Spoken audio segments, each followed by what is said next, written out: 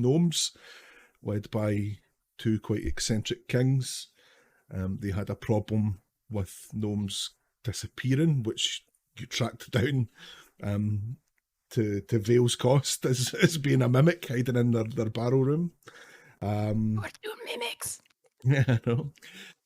Which party handily took care of. Proved to the kings that they had done so, were rewarded quite handsomely for their troubles after finding their way to the treasury and having another costly encounter with an animated piece of furniture. Which again almost killed Vale. Maybe just stay away from furniture this session if you can, Vale. We then left Nomengard heading towards the Dwarven Excavation, the last of our missions that we picked up in Phandalin. Had a bit of a dragon sighting and a hide. Nothing came of that, and everyone except Nicodemus had a rather uneventful evening after that. So our party wakes on a late summer morning in the foothills of the Sword Mountains. After this, as far as everyone else knows, uneventful evening. And the day's yours. What's happening?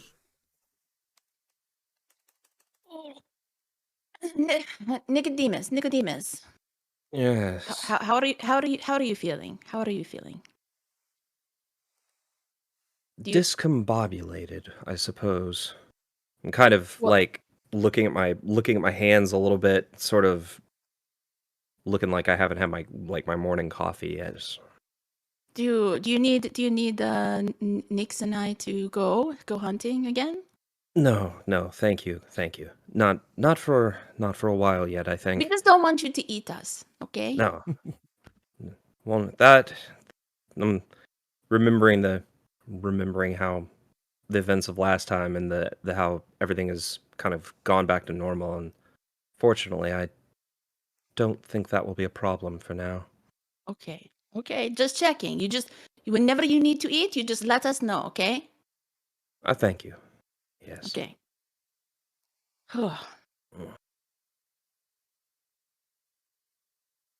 So I guess we'll make breakfast, whatever that means. So you should all Make some have water and some jerky. Make myself some morning soup. Okay, so I eat grass.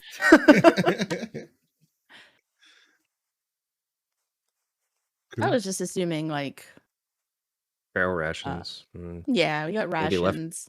leftover rabbit omelet. That's true. We did. Rabbit omelet? Please no. Rabbits lay eggs, right? Cool. Okie dokie. Okay. Nyx, anything that you want to do before we head off?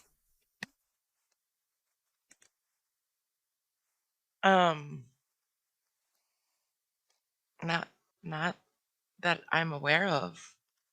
Okay, cool. No worries. So you have your breakfast. Enjoy your breakfast. Break camp. And head off towards the Dwarven Excavation. You've got about another day's walk to get there.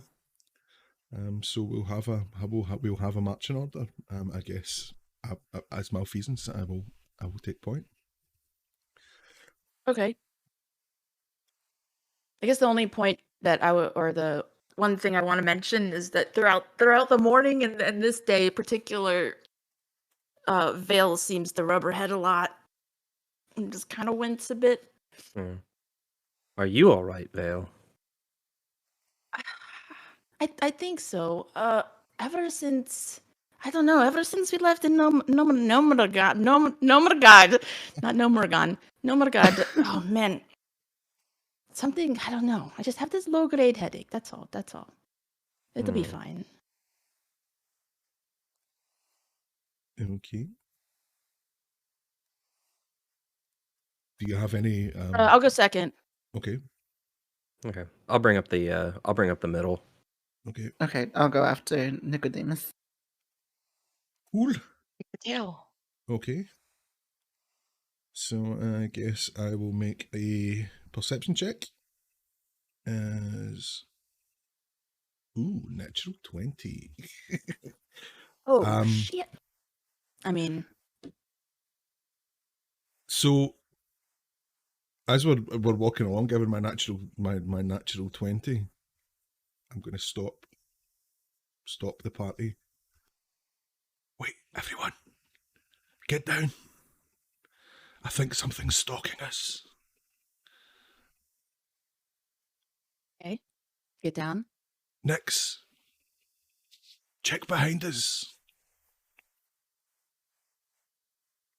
So I will check behind us. can you make a perception check as well then, please? 15. Nice. So you see in the long grass something moving towards you, stalking.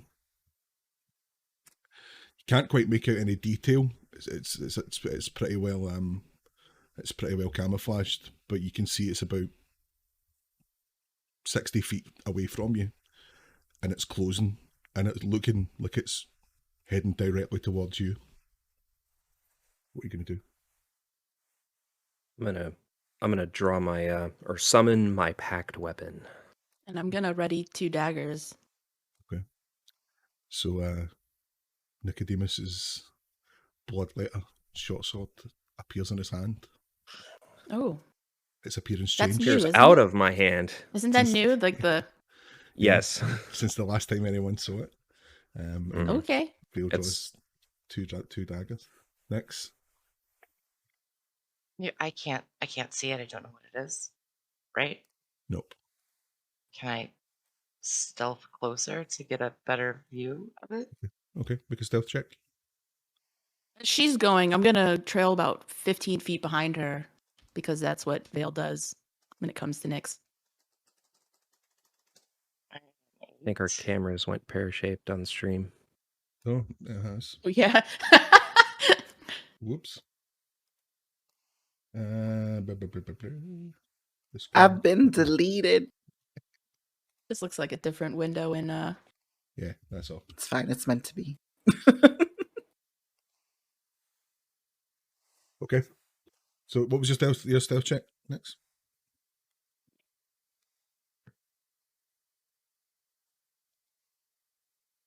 Jen? 8. 8. Do you Okay. need me to roll stealth as well since I'm going behind her? Yeah, okay. Or does let it me go. matter? Yeah, you go for it.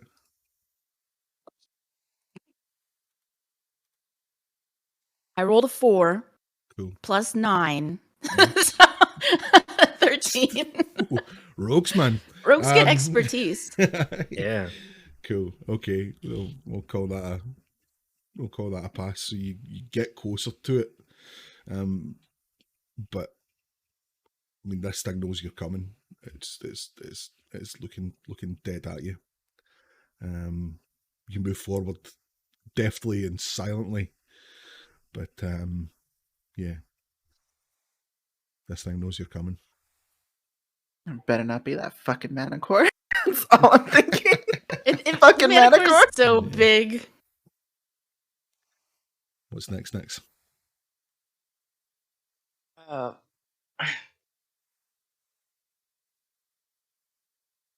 see, the problem I'm having is I know what it is, but nobody else knows what it is. So So what I would don't next? really know what to do so, with it. so what would next do?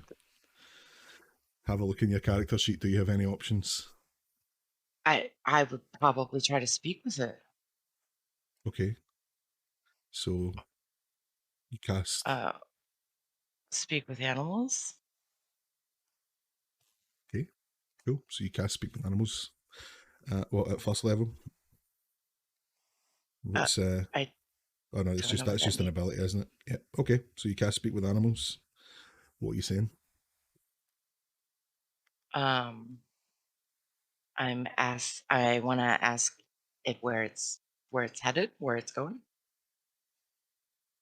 Lunch. Lunch sounds scary. And that's what keeps walking towards you. I could probably find you something to eat if you want to tag along with us. Make a persuasion check.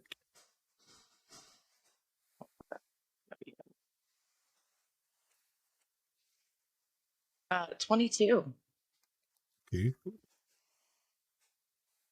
What do you have?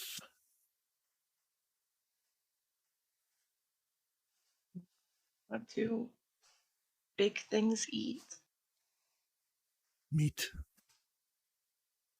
We still can't see it, right? No, it's still close. It's still closing. It's still walking towards and getting closer, but it hasn't. You just Hasn't see broken like through the grass grass yet. moving. Yeah. What are we hearing? Like You guys aren't. You guys are just hearing sort of like that's what I thought. animal noises. Like Nyx is hearing speech. Right. Is there a small wildlife I can You've probably still hunt got some bits. for it? Some bits. You've probably still got some bits of rabbit lying about, I would imagine, or jerky or whatever. Oh, yeah, I've got this rabbit. You eat rabbit? I hope you eat rabbit. Rabbit, yes.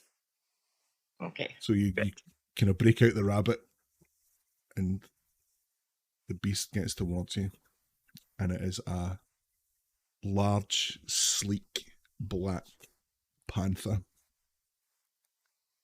and it's kind of gingerly noses over to the rabbit, has a smell at it, and then just starts like ripping into this rabbit carcass. While it's eating, are you doing anything?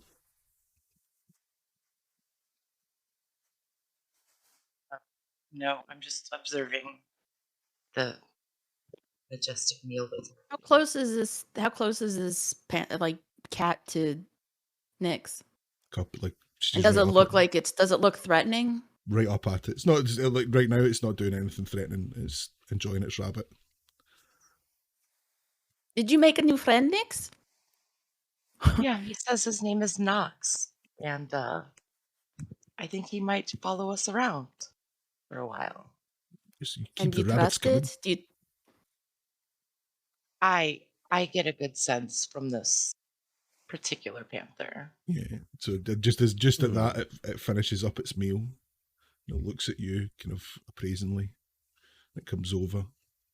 It kind of nuzzles its head on you, like cats do. Put my daggers away. And it kind of and you just sort of hear it purr. Everyone else sort of hears it purr, but you sort of hear it as, I like you. Keep the rabbits coming. We can be friends. Well, It just kind of nuzzles New in. friend. I'm gonna pet it.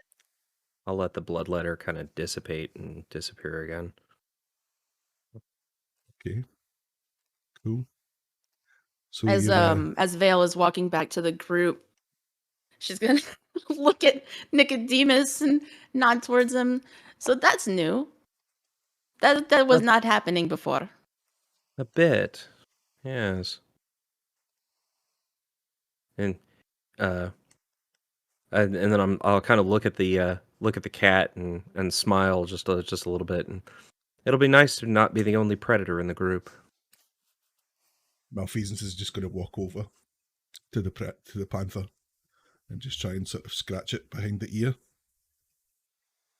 Sort of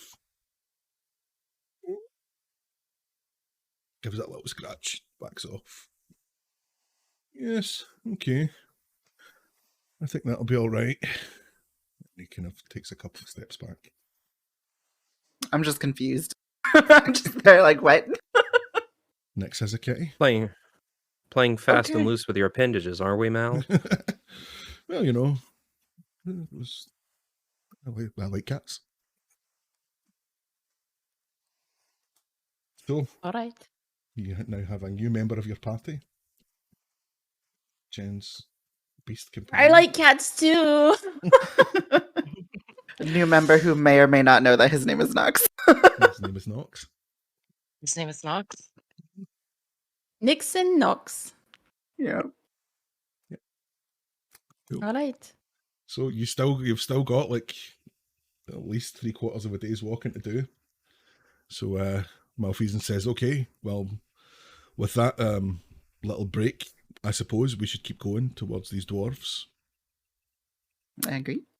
Indeed. All right. Okay, let's go. Keep on checking. Keep on trucking. So for the sake of expediency, the rest of the journey passes without incident. The party arrives at the Dwarven Excavation late in the afternoon.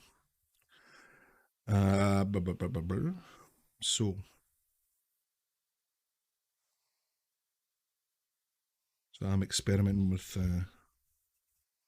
having my DM stuff on a different screen now.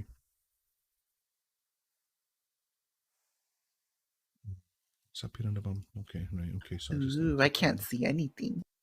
Yeah, you shan't be able to either. So, what can you actually Wisp while you said that? What can you see? Just like a small area in front of you. We're just set up in the corner. Yeah, just I just Yeah. see the entrance. Okay. Yeah, I can see a corner. I can see a little bit. Yeah, I think your Actually, I dark can vision see so a bit further. So I've set this up now so that Fog of War's on and everyone's dark vision's sort of accurately set up. So you'll only be able to see as far as your character would be able to see, because this is all sort of dark conditions. Is that individual, like each person? So Yeah. cool.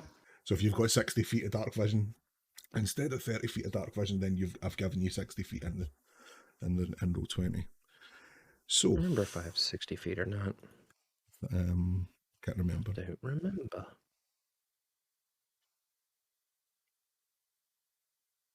Okay, so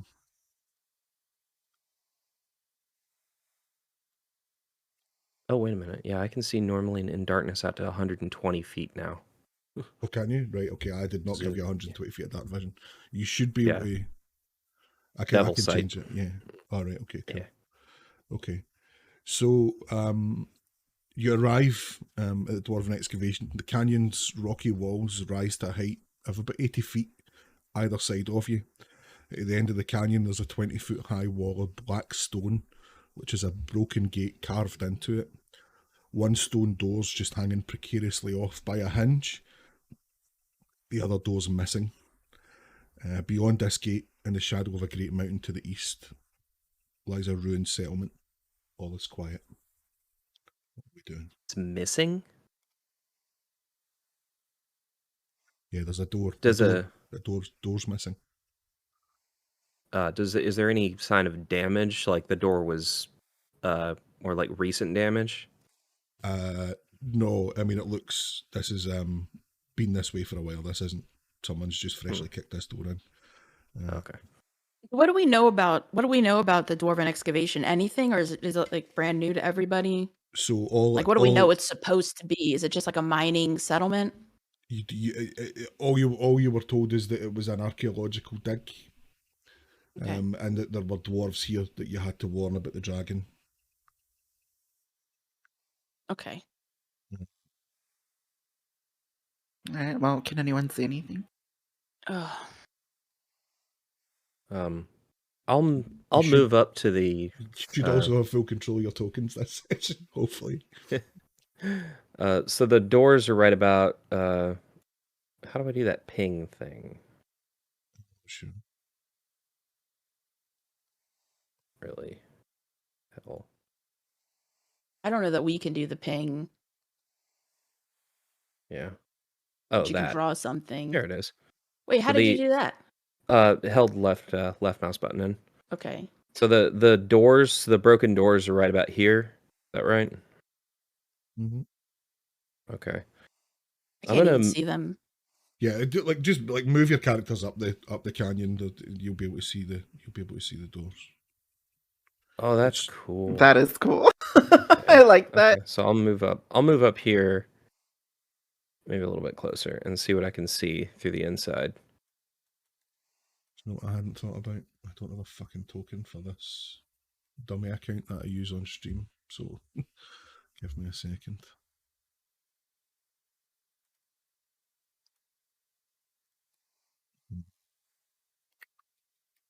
I can't move my token. Second, I'll see if I can fix that. Oh no, I can use Mal, can't I?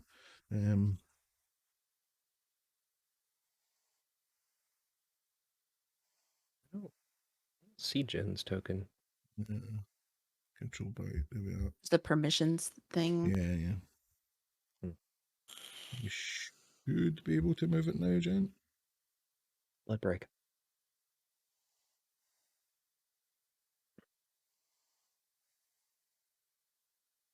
Ah, Okay, the ping thing is fun. yeah. Mhm. That's gonna come in handy. Fuck. Right, this is not okay. This isn't working on my laptop, man. That's a bad idea. I'll close my eyes so I don't see. It's not that either.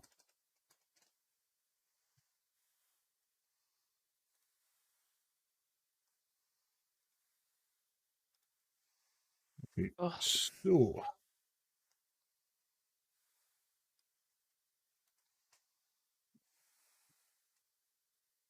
Oh, this headache is getting worse.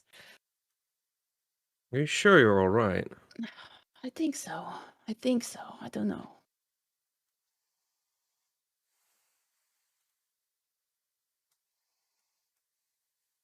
So, for the benefit of stream, that's kind of the view just now. So, what do you guys want to do? Approach the door. Approach the door. Yeah, Okay. I'll get close and not go in just yet, but I want to kind of look in and see what I can see. Okay. Let me actually give you your proper dark vision as well, Timmy, while I'm here. Cool. So you look inside, and with your kind of extended dark vision, you can see that there are the remains of what looked to be some sort of settlement here. There are sort of tumble down walls that look like they were once like small, not necessarily houses, but certainly like small rooms. It's 120 feet of night vision, did you say there, Dimmy? Yeah. Yes, sir. Okay. That should be you now. Oh, cool. So yeah, so like small rooms. There's nothing else sort of particularly seems to be of note in there. It's all in a pretty bad state of repair. Broken walls, falling down doors, etc. Like are they about the same like relative age as the broken door outside? Yeah. You would guess about that. Yeah. Yeah. I'll look at and look around and then turn to the others. I don't see any dwarves. In fact, I don't see much of anything. Isn't this supposed to be an active mining site? What is? It could be, but they could be they could be deeper in. The dwarves are known to delve deep, in their enterprise. The ones on my father's estate burrow for leagues and leagues. I hope they're here. I hope they didn't set us on a fool's run. Well, no way to find out but to go in, I suppose. I mean, the door is broken, so I don't think there is going to be any traps. But I can check it unless we just want to walk through. I don't. But I will check anything if I go first, because I've almost died twice, and I'm not going to die again or die. I think we should look for traps. That Malfeasance is fair, just like, okay, enough of this hanging around, and he just takes a step in, starts looking around one of these. There is our canary. When it starts looking around one of the rooms up here. If he walks through without any problem, I will walk through. Yeah, I'll follow behind. So yeah. So oh you wow! can sort of, Good Lord, I can see for miles. So cool. Cue for a song, right? So yeah. this is the you should all now be able to sort of see what's round about you.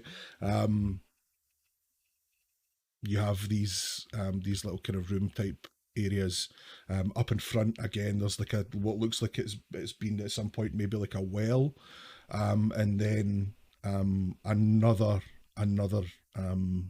sort of 20-foot high black wall sort of separates you off from the next area. You want to do anything in here? Are there any signs that this area has been recently used for anything, or is it just all ancient detritus?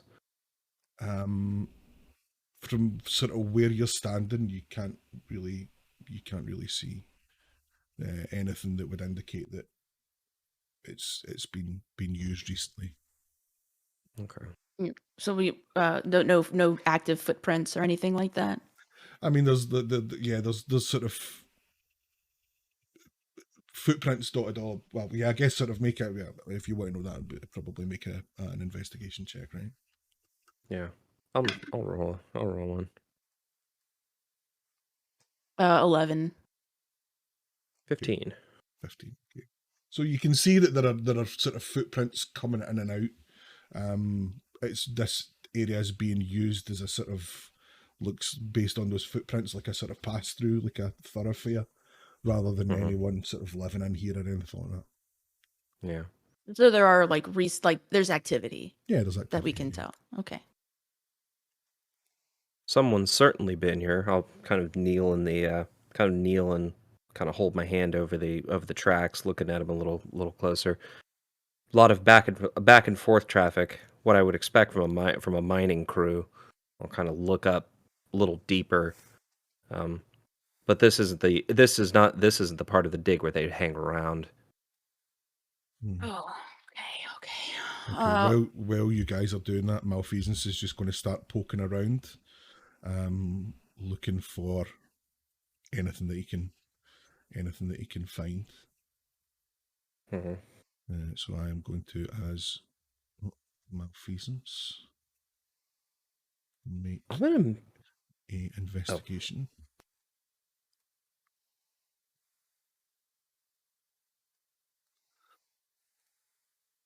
Vale's doing the same thing, walking towards that wall. Okay. I want to go to the well. Another. I know. I was like, I think I'm gonna look at the well for Malfeasance today. Nice. Out here throwing rocks. Okay, so Mal will tell you that there's nothing of value in here. Off the back of a natural 20, there's nothing of value. This just looks like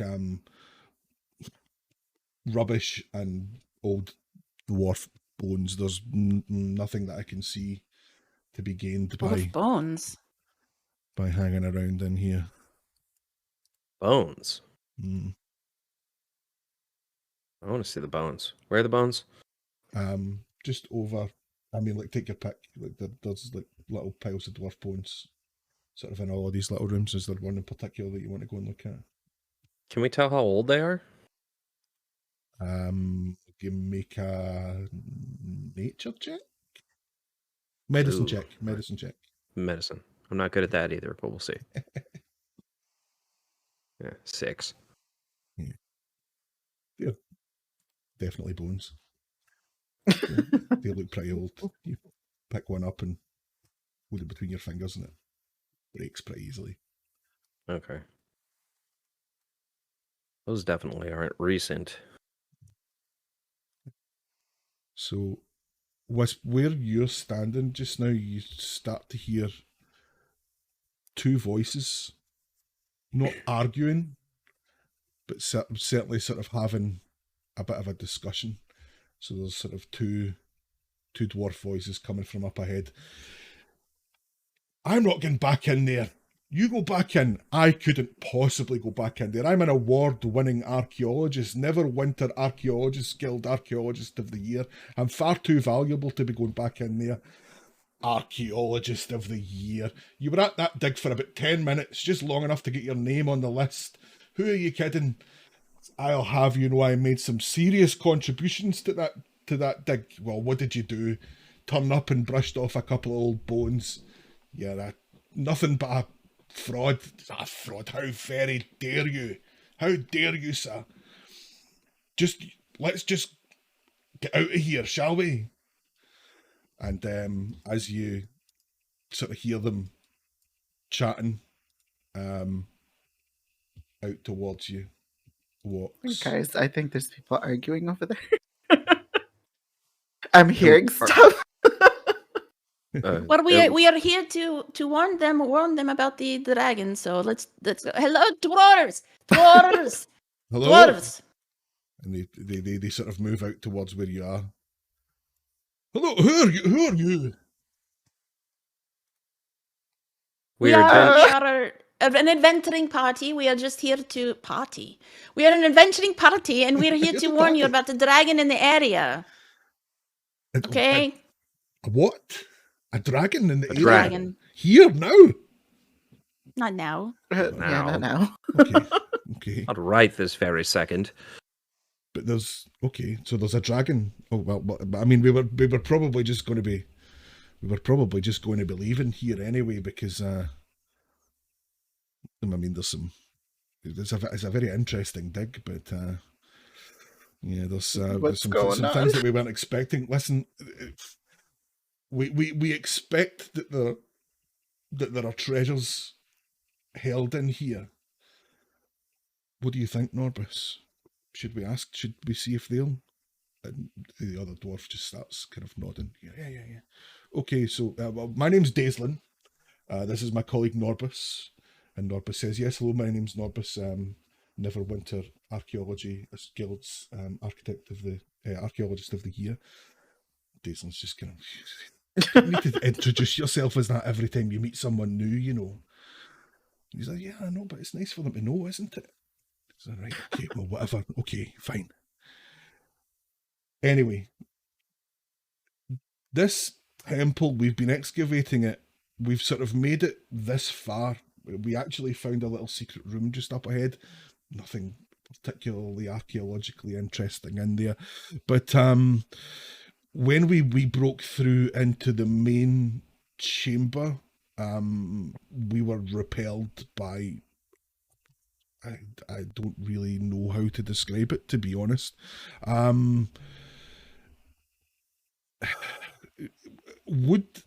look at a likely party of adventurers, would you mind? I mean, whatever treasure you find, you can keep. Unless there's anything particularly of archaeological interest. We're specifically looking for dwarven artifacts. But if you find anything other than that, you'd be welcome to. You're welcome to keep it if you can go in and, you want to go in and have a look around and clear out whatever it is that attacked us in there. Are you the only two here? Yes, it's just the two of us now. We had a larger group with us, but they left, not as committed to the cause of understanding of dwarven history as Daislin and I. Okay. Certainly, my good man. Wait, what attacked you? I mean, it was like nothing I've ever seen before. It was not beast or monster or demon. It was formless, shapeless. A weird thing. Yellow. Odd. Very odd. Goblin.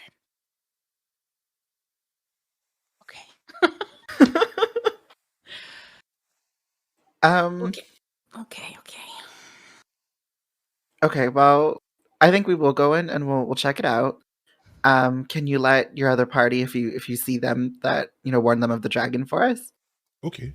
Yeah, look, I'll tell you what we'll do. Okay, well, just in case you do find anything, we'll hang about here. Okay. Wait for you to come out, and then we can all decide what we're going to do together, I guess, right?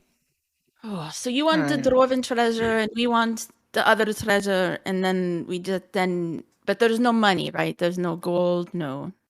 Whatever you find in there, you can keep. Like, unless it's Okay. anything of dwarven historical significance, then Historical. Okay. Okay. His- Okay. History is a treasure all of its own. absolutely, I couldn't agree more. So I'm so- actually I'd like to deliver that line in Dwarvish because I speak Dwarvish. ooh, very impressed, and Daislin's learn it, gentlemen. And he answers back in Dwarvish, and he says to you, just make sure you keep these ones honest, okay? In Dwarvish to you. And I'll nod and certainly. I nod too because I also know Dwarvish. I don't know shit. Yeah. Cool. Okay. All right. What we doing now? We're going on in. I think. Okay. As Vale is walking, I guess behind, she's kind of trailing behind everybody, holding her head, Okay. muttering to herself like incomprehensibly, and then I guess she kind of crouches, holding her head. Okay. Okay, everyone go ahead and make a wisdom saving throw, please. Okay. Ooh. Vale's face is contorted in pain. I got a 20. 17. I got a 6. Okay. So Nicodemus and Nyx, you are okay. But Malfeasance and Wisp suddenly feel like a sharp pain in the centre of their forehead, and their head is filled with Vale's voice, saying, Oh, I don't know what this pain is about. I haven't felt it since I was a child. I don't know what's going on. Malfeasance is like, what the Vale, why can I hear you in my head? I don't I don't know what's going on. And as she's kneeling, she kind of falls back onto her back, and her hands like flex, and as she's sitting there, like she's not real, she's kind of like grunting out loud. So the only people who can really hear her are Malfeasance and Wisp right now. And she's just talking about how she doesn't really know exactly what's going on. And then suddenly these purple like daggers appear in her hand and kind of shoot off to the sides, not hitting anybody. Like, because I mean, I guess theoretically she's behind everybody on the map. And then after that happens, she's kind of like breathing heavy, but is more quiet. Okay. So as the pain in Vale's head starts to subside, Vale, you start to feel a presence that's not Wisp and it's not Malfeasance, just on the fringes of your consciousness. You feel just a hatred and evil radiating from it. And you sort of almost feel like it's sort of summoning up a load of effort, like just like it's like a spring coiling, like a beast just ready to pounce, and it just sort of releases all of this energy at you at once and severs the connection to your head. And as that happens, Malfeasance drops to a knee, like just stunned, absolutely stunned, looks exhausted, like his normal red pallor has sort of turned like an ashen, like a greyish pink. And he takes a few deep breaths. The colour starts to come back about his cheeks. He stands back up.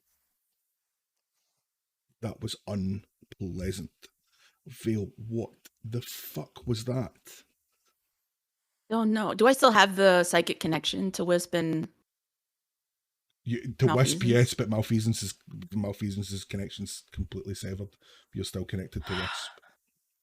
Okay, Oh. so I'm just there on the floor, like, I still hear you, though. Why do I still hear you? So in my head, just to Wisp, I'm gonna say, I don't know. I don't. This is all private. I don't know. When I was younger, before my mother left me, I used to have these headaches, but nothing happened like this. I don't know what's. And then out loud, I'm gonna look at Malfeasance, and I don't know. But and she's gonna look at her hands, and again the daggers apparate. And then she's gonna close her hands, and they'll disapparate. And she's gonna climb to her feet. I don't know. I have to think about this. There's a lot to When she does the thing with the dagger, I'm going to take a step forward and say, "Did you see anything?" I did not. No, I did not. I just have these headaches. Maybe connected to my mother. But I have not. She left when I don't know. She just seems really out of sorts. Really not trying to collect her thoughts still, even though she's not in so much pain. Just the dull throbbing. And she looks at Malfeasance again. What? Malfeasance is just boring a hole in her, just staring dead at her. And she's gonna stare right back. There is something about you, Mal, that there is something connected to you that I don't understand, but it's not good. It's not good. You and me both, Phil. You and me both. I'm just there collecting myself. And Malfeasance. just to wisp in her head, she's gonna say, I think right now we are connected. I don't know for how long. This is all again private. I don't know for how long, but I felt something very evil from Mal. Very Mal? evil. Okay. And just at that, Malfeasance kind of walks over to help Wisp up off the floor, and he sort of sticks his hand out to help her up. I take his hand, but I'm sus. Like, I'm so sus. Kind of helps her up. Are you okay? I nod at him.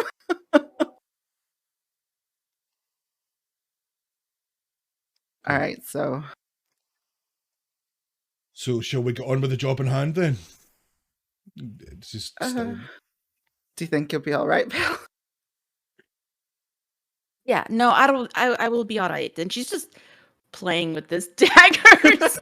These daggers. I need to collect my thought. I don't know.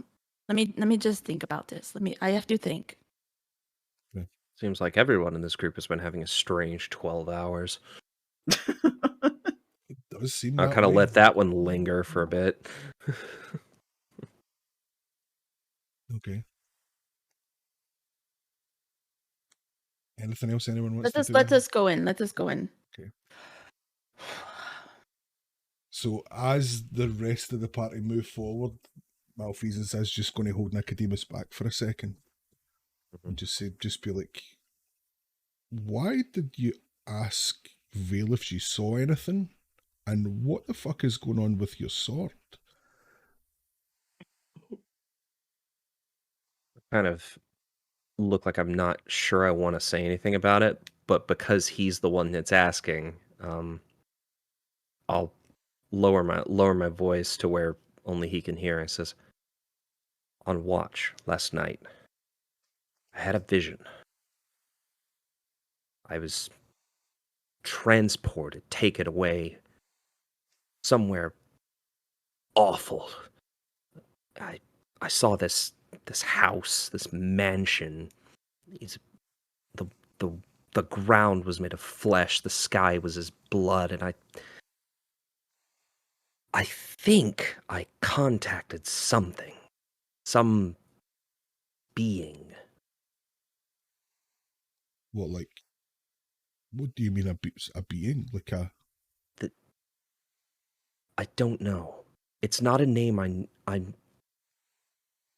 I hesitate to utter its name. To give things names is to give them power. But I think it may be whatever's behind the bloodletter. Whoa. What, so you think this could be the thing that with your father? Where you're... Slow nod, yeah. It's gaining strength, Mal. It's getting stronger. It's making me stronger. I don't know why, but is that a good thing, or getting stronger? Could that be a bad thing? I kind of look at him and just hold my hands open, just like, I don't know. Then he's okay. He says, well, if you ever need to speak about it, let me know. But when Vale was in my head, it felt like something in me pushed her out.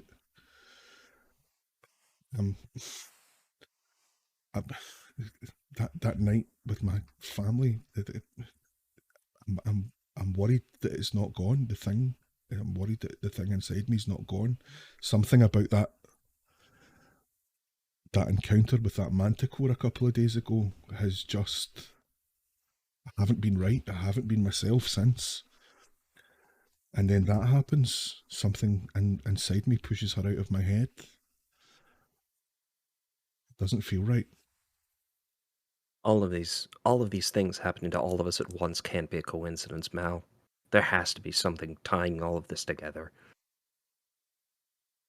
Yeah, there has to be, I suppose. Well, yeah, I guess the only way to figure it out is to keep moving forward, right? Yeah, okay. Let's go into whatever's in here. And he kind of reaches out and they shake hands.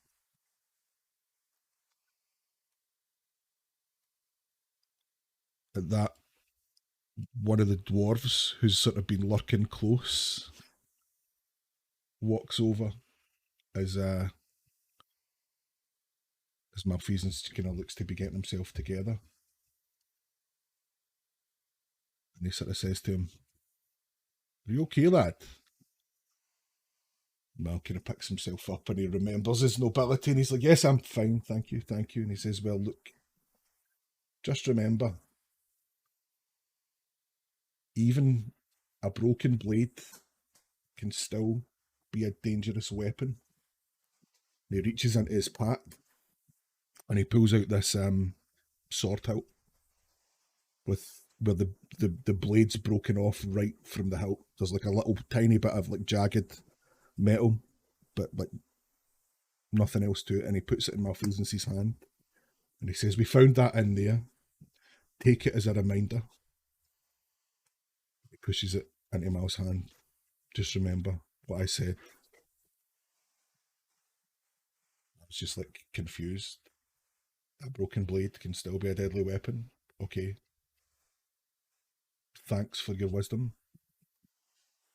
And he kind of turns on his heel and walks away. Let's get this done, shall we? Indeed. Right. So Mal's going to just stomp through. Okie dokie. After you. Yeah, I'm gonna try to stick with Mal up near the front because I've realized since we walked in here, I've kind of realized that I can see further into the dark than I could before. I don't know I don't know if that ability has any like outward representation or anything, but but now that I've realized I can see further into the dark, I'm kind of trying to take point a little more and try to, scout, I guess, a little bit. Good doke. As I walk, as Vale is walking along with them, she's going to be flipping a dagger, just a regular dagger, a regular one. Thinking. If you want to take point, that's fine, but I hope there aren't any traps. Mm. So Yeah, maybe we should let Vale just go ahead and check for traps in front of us, yeah? considering the last couple of days, perhaps you're right. Yeah. Yeah, okay, let's do that. Vale, on you go. Do your thing. Okie dokie. I think that is a smart decision. So she's going to walk up, and as she's walking, she will actively check for the traps, because I do not think my passive perception is enough. Okay. So, yeah, go ahead and make an investigation check then. Oh, son of a bitch. 8. Okay. Oh. Wait. No, that's fine. Yeah, 8. Okay. You don't detect any traps. Okey-doke. Jenna, you still having trouble moving your token? No? No, I was just being slow. Cool. Not yet, project, no. Cool. Okay, so yeah, you don't detect any traps. Okay. What you do see is the secret room on this side of the hallway that Norbus and Daislin mentioned that they'd found earlier. Mal's going to go ahead and have a look in here. Cool. But finds nothing.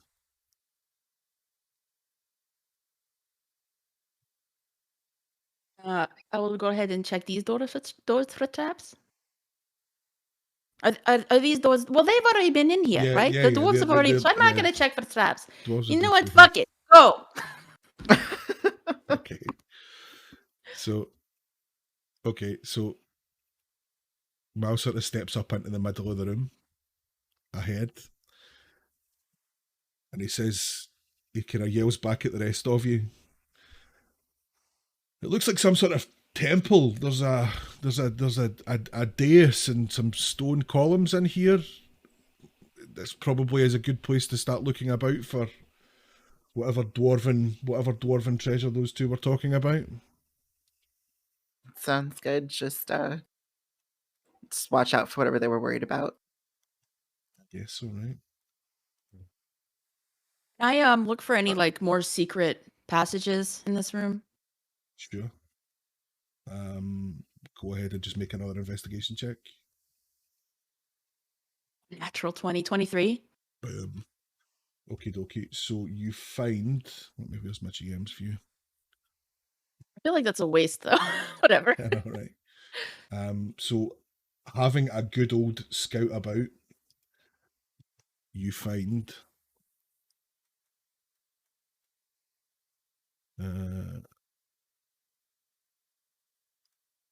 this area here. I don't know if you can see that, actually. I'm just going to move you up to where it is, okay? Okay. You find a secret door right there where I have put you. So, just so that you can actually get in and see it, I push you there. Everybody, I found the secret passage. Okay. Obviously, I'm not just gonna. I'm being careful as I walk in because dungeons are scary. Cool. Okay. Yeah, I'm making my way in here, but I'm Making my way. visibly uncomfortable. Because the last time I was anywhere near an excavated dwarven ruin, very bad things happened.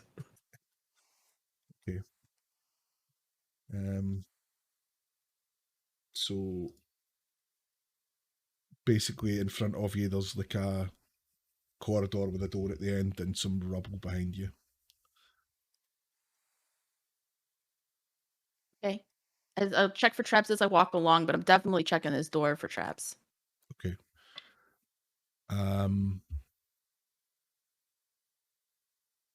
Yeah, based on your previous natural 20, I'll let you just carry that forward into your trap check, and here there are no traps. Okay. Can I check the door? Is it unlocked? Can I open it? The door is unlocked, but it is a heavy stone door, so you will need a strength check to open it, please. I will try. I will give it my best shot. 4. Ain't budging. I need somebody. Somebody come help. Let us all just put our fours together. I'll look at Mal and be like, "Well, go give the lady a hand."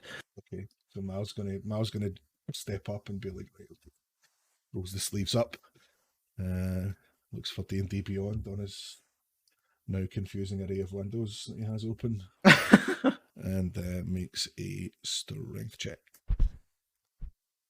Rolls a 9. The door still is not budging. Nico, give us a hand. Okay, I'm bad at strength checks, but I'll do my best. How do I do it? Oh, there it is. Oh no, sorry, 18. The door opens under Nicodemus, And that's with a -1. hugely manly, muscular. That's right. Use your legs. Use your legs. Not Push your with the back. legs. Push with the legs. So the door opens into a small room with 3 sort of raised stone beds, sort of around its periphery. Again, there's a lot of just sort of detritus of furniture, old furniture, and sort of rubble, lying around the room.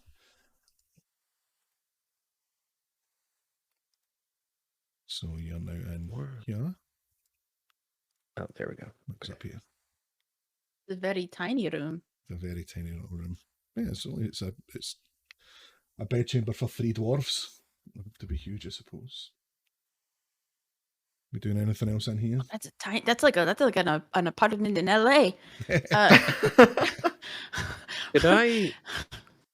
Could I maybe roll history to see if I could figure out what this room was actually used for? Like why it would be hidden or something like that? Sure.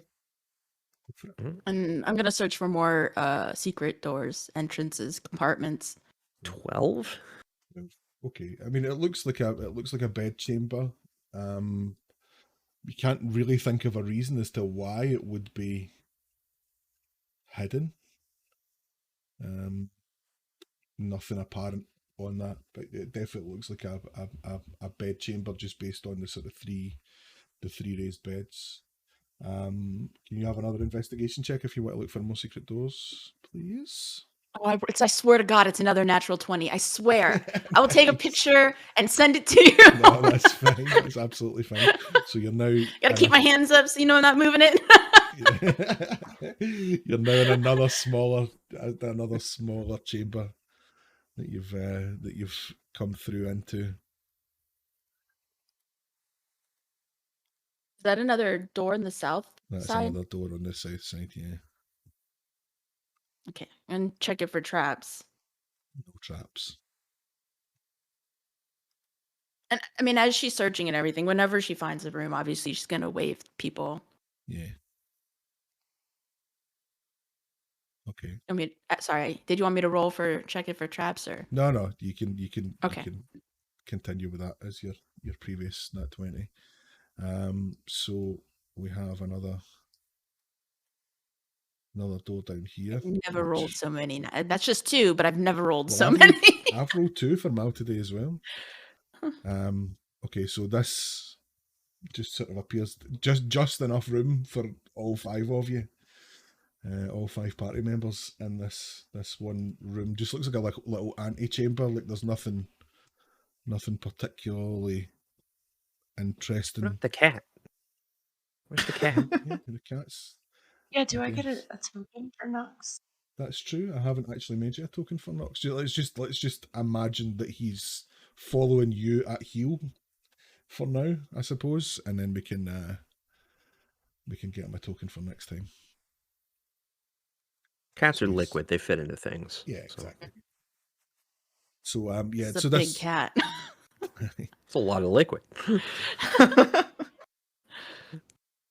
yeah, so this room that you're in, there's like a couple of little stone fonts, just sort of jutting out the wall. There's like an old stone wardrobe up in the corner. Research it for any loot. Yeah, go ahead. Did make an anybody investi- search the last room for loot? I don't think we did. With your, I guess with a natural 20 As I'm poking investigation around. check, I'd have told you if there was any.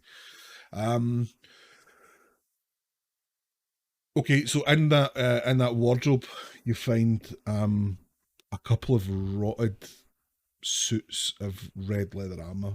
They're not worth anything themselves, and they couldn't possibly be used by anyone as usable armor anymore. But what you do notice is that it's studded with small gold studs.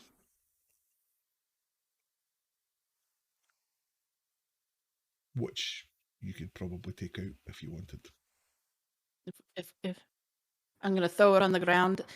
I mean, this armor is useless, but if anybody wants to take the time to carry it, to take out the gold. I mean, gold is terrible for armor. I don't understand the design. Do you think it's important to the dwarves? To the archaeologists, perhaps. Wasn't even thinking about that. What are you doing? Could I make a Take it with you? Could I make a history check for that? You could, yes, you could. Okay. I shall. 19. Okay. From your previous life's exposure to dwarves, and your education in sort of dwarvish ways, you recognise these as the vestments worn by priests of the dwarven god of greed, Abathor. This isn't just armor. These were worn by priests of a dwarven god of greed. Oh, I imagine those two outside would be interested.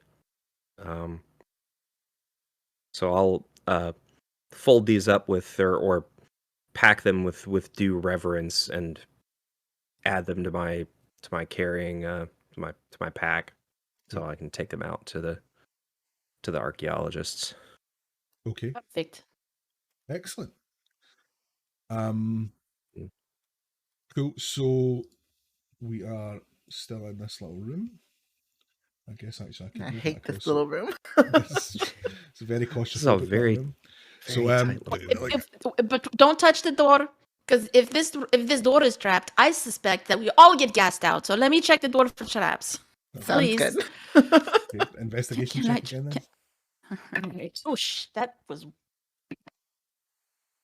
20, not unnatural 20. Dirty 20. Okay. No traps. Okay, I will open the door and motion people to walk through. Strength Except check. there is no room, so I will walk through. That big heavy stone door again. Oops. I can't fit in there. The squares are weird.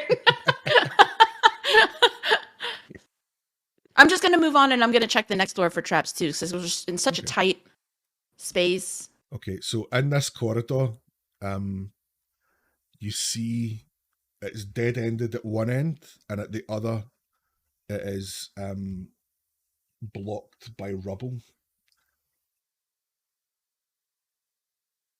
From, let me just make sure actually that I'm in the right bit of the map. Yeah, so from underneath the rubble, you see a faint green glow emanating as if something on the other side is giving off a green glow. But it is blocked off by a large pile of rubble. I'm still gonna unlock. Still gonna check the next door for traps because this is very cramped. So the door over here on the south side. Yeah. Okay. Well, based off your previous dirty 20, we'll just say there are no traps on that door either. Okay. And I'm just gonna step through because I can't. Yeah, I can't handle. I can't handle the. Man! Somebody else check the green. I cannot do anything. Nicodemus. Too much. Nicodemus farted and his heavily blood-based diet is making it rather unpleasant to be in there. Nico has rank farts. That is now canon. Guilty as charged. Cool. So, the room that you have opened up into their veil, sort of again half buried in rubble again. But you can see quite easily that underneath the rubble is like the skeleton of a dwarf wearing the red armor that you found a couple of sets of earlier.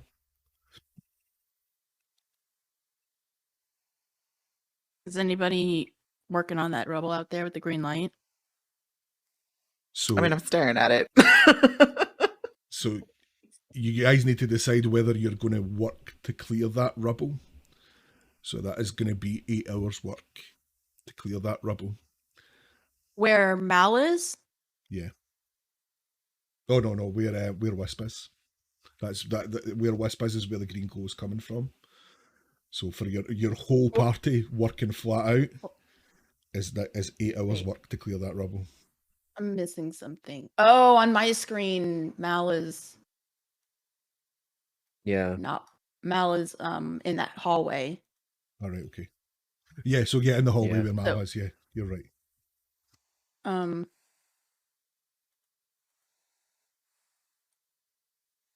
Yeah. I mean, I guess we have to. We got to do something. Wait a minute, what? Refresh Roll20 here. What time is it right now? It'd be, do we know? Like, when did we come in? It was like 4 p.m. you got here. 6 now, probably. Well, so it's do we get to work? Probably for the best. Suppose we should. There's nowhere else to go. Okay. I mean, there is this room. There is this other tiny fucking room that we could check out as well. There's a skeleton in here. I'm gonna check out the skeleton to see if there's just the red leather. Are they wearing any amulets, rings, anything else? Okay. Roll investigation check. Where'd it? 8. 8. Okay. Like it's not a difficult investigation.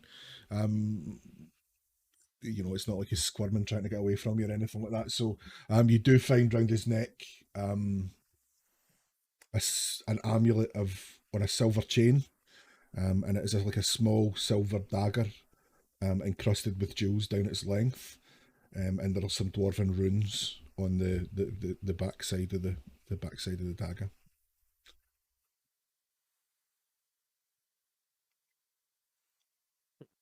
Nico. I found this amulet. It looks like it's also okay. something. I'll take a look. And another history check. Nah, I mean you already know a bit about Abathor from your previous role. If you recognise the vestments, you would definitely recognise what you're now holding as an amulet of Abathor. You look at sort of turning it over in your hands. You see the dwarven runes on the back translate into common as greed is good. So it's an amulet of Abathor. Kind of, yeah. It's an amulet of the same deity as the robes, Abathor. I figured it had the dwarven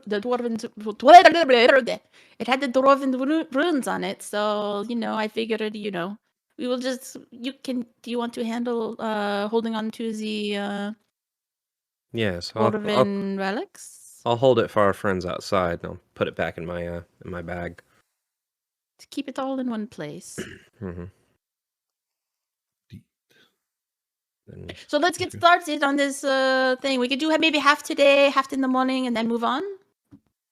So do you want to? Sure, why not? So you want to work for 4 hours? There is nowhere else to go. Work for 4 hours, take a long rest in here, and then work for another 4 hours in the morning. Yeah. Yes. Okay. You are opinionated, Mal. Tell us what you think. I mean, maybe should someone go and tell the dwarves that's what we're doing? They are waiting for us. Sure. Yeah, and maybe we could get them to help. I can show them what we found so far. Maybe then they can tell us more about what we're walking into. Mm-hmm. Sure. That sounds like well, you have the stuff. Yeah. So I'll maybe also mention the green stuff. Yeah. Yeah. Okay. So for experience's sake, we're not going to move tokens and stuff, but Nico and Mal, I guess, make their way back through the secret doors that we've discovered so far. Back out to Daislin and Norbus. Hello, Daislin, Norbus. We've found some secret rooms. We have found a couple of secret doors, a couple of rooms. We found. Well, Nicodemus here has some artifacts that you might be interested in. I'm opening my pack and taking these out as gently as I can, and I'll pass them the sets of robes and the amulet. Daislin kind of looks them over. Norbus sort of sits down beside him. So, oh yes, Abathor, very nice. Yeah, these are some very interesting artifacts. We have an amulet and some priest's vestments. Interesting. Thank you for retrieving these items for us. That Malfeasance kind of says, we've found another area which is blocked by rubble, but we can see like a glow as if something on the other side of the rubble is emanating like a green light. We were going to clean the rubble out of the way, but we could use some help if you wouldn't mind. And Daislin's like, have you dealt with the things that attacked us yet? Thus far, we've seen nothing. No signs of life, no traps. Okay. Curious. I mean, they fell upon us as soon as we got into the main chamber, but I guess maybe they've left. Okay. Sure. Then we'll come with and come and help. So Daislin and Norbus are going to move up with the rest of the party and help with their assistance, given that they are dwarves used to this kind of work. We'll say that their help cuts it down to a 4-hour job. Ooh. That's what we get when we have archaeologists of the year working for us. Yeah, right. Award-winning archaeological professional. Okay, so 4 hours goes by, uneventful.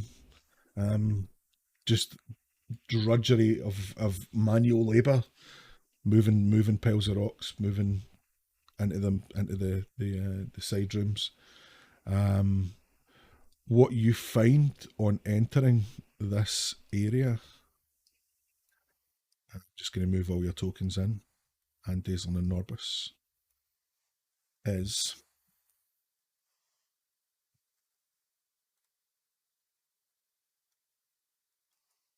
a small sort of hexagonal, is that right? Yeah, whatever, octagonal room. On one side, on the south side of the room, you see a pile of rubble where it looks like once stood a statue. Looks like it's, yeah, something's happened to it. Because it's sort of crumbled.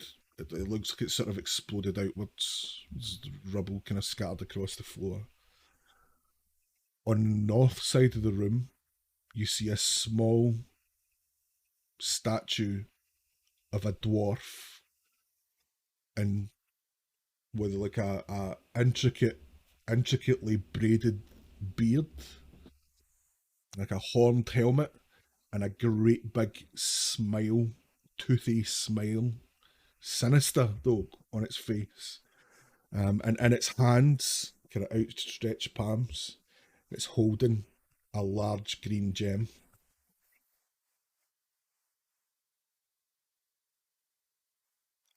Can I investigate it for any traps? I'll walk up to it. Okay, roll an investigation check. 15. 15, okay. So you have a look around it, and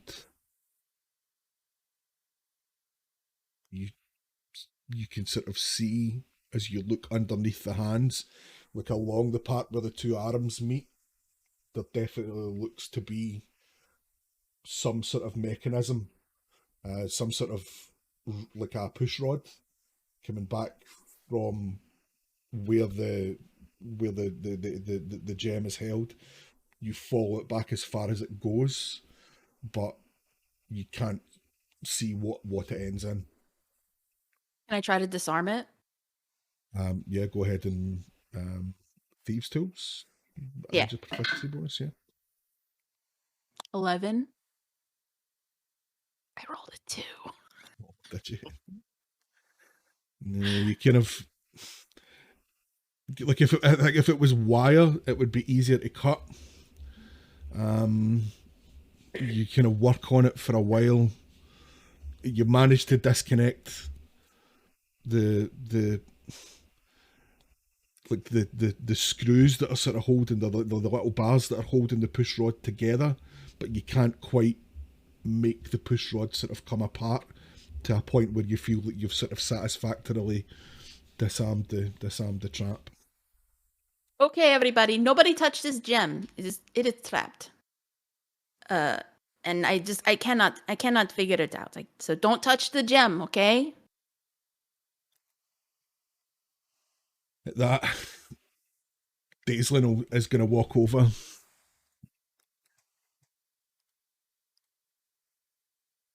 He's this one to it. Oh, wait.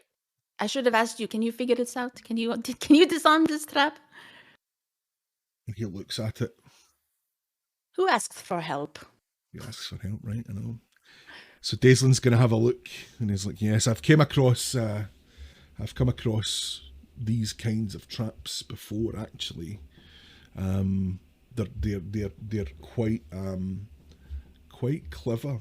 They work on a pressure plate, so if you lift the gem, that's what's acting as a counterbalance for the trap. So if you lift the gem, it activates that push rod, and there's a little magical explosive charge down in the statue, and it would blow the statue up." And he says, "But I think I know how to get into this, because it's of dwarven make, and he's a skilled dwarf who has experience of dealing with this kind of thing before." He takes your thieves' tools off you, gets to work, and he's like, "Yeah, okay, that should be safe now." And he picks the gem up, and he's like, "Yes, a gem of Abathor." He's like, probably closest to an emerald. Thank you for your assistance. Everything is a dwarven artifact. Thank you for your assistance. Oh yeah. We are in a Pocket- dwarven ruin. Any pockets there? Pockets I'll kind of look over at the rubble pile and say, "You seem to have had better luck than the last person who attempted such a feat." It does seem that way.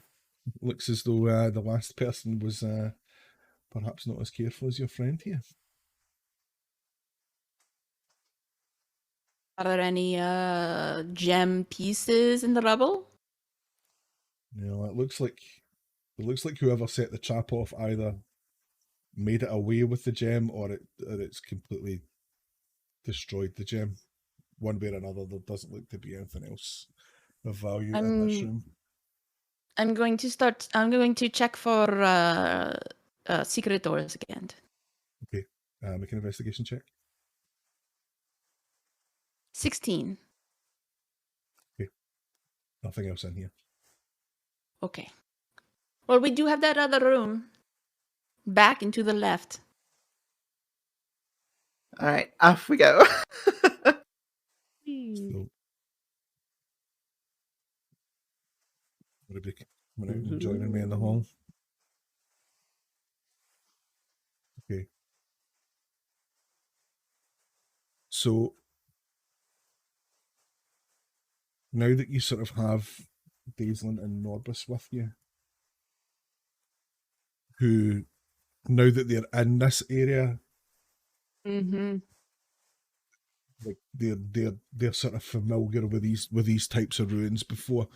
They've sort of seen, they have experience, so they're going to say there should be a secret door at the end of this corridor that takes you through into another corridor behind the main chamber. If you want to have a check at the far end of this corridor. So like just up here where they're standing, they're saying there should be a secret door if you want to have a look. Okay, I will check for a secret door. I will help. I mean, I'm sure that they could figure it out too. Yeah. Okay. So their investigation check is fine. So there is a secret door through to here which leads you into this sort of corridor. So they are now going to hang back.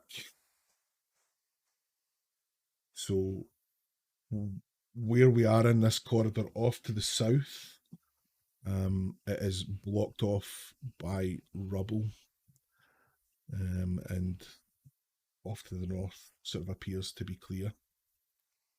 As you move into this corridor, you hear a strange sort of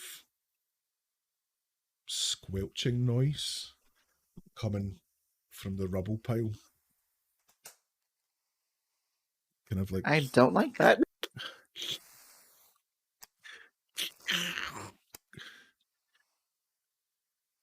and through your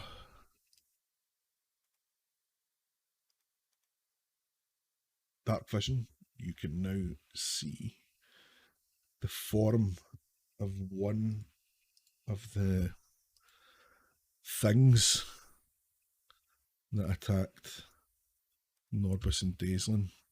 Give me just a second. There we are. So, Holy shit.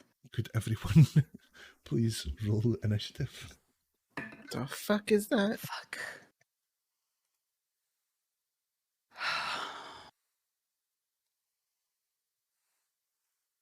Does it look like an ooze? Yeah, it was an ochre jelly. Ooh. So, Great. wait. Give me a sec. I need to go for that, don't I? Initiative. Okay. 20 or higher? No. 15 to 20? 17. 10 to 15? I got a 10. 12. So next. Veil. Ori, what'd you get? Got a 3. Wisp. Mal rolled a natural 1. And he's got a 2. And the beastie is... I think it's fucking huge. I hate it. That is huge.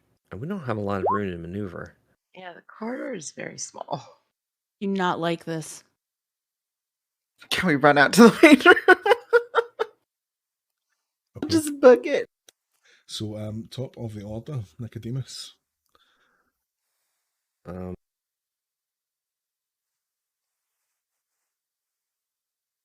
What is it doing? Like, Just slowly moving towards you. all right, I'm not about to fight this thing in this narrow space. So I'm gonna kind of put a hand on Mal's in front of me and kind of shove him toward the door. Head for the exit, and make a break for a larger space. So, like, back the way you came. Yeah. Okay. So, you go ahead and sort of take your full movement in whatever direction you want to go. Assuming you want to use your bonus action dash to put distance between you and the thing. Or? Mm-hmm. Yeah, I'm gonna head back toward the. Hang on, let me see. How do I do that thing where I calculate distance? I think it's just like a click and a drag. Not for players. All right. So on the menu on the left of your Roll20 screen, there's the little sort of measuring tape in a circle. Snap to corner, and then just click and drag away from your mans. So that's 10 feet. Okay, so with 35 feet of movement, I can make it back here. And then you said bonus action dash? Can anybody bonus action dash? Yeah, pretty much, I think. You should be able Because to. for rogues, it's a cunning action ability to be able to dash as a bonus action. Yeah, I think I actually have a spell that lets me do it, or I did. I don't think I have it anymore. Expeditious Retreat. Oh, Expeditious Retreat is a spell that lets you use your bonus action to dash. But otherwise, as far as I know, only rogues can do that. Yeah, so it's your action is your dash then, and that doubles your movement, right? Okay. Mm-hmm. Yeah. Yeah. Okay, So I'll use my action to dash, and I'll make my way back. Oh, okay. Now I actually need to move. I'm gonna move back here. Okay. And that will end your turn, I assume. Nyx, you are next. You and Nox, I suppose, make your move together. Oh, wait, which way did he go? Where did he go? Did Nico go into the big chamber back here? Yeah. Yeah, I went into the room where the gem was. I'm just gonna follow him. I don't really want to try and fight this thing. Okay. How does dash work? You just use your action to dash. It doubles your movement, so you should have like 60 feet of movement. You can get there. That's fine.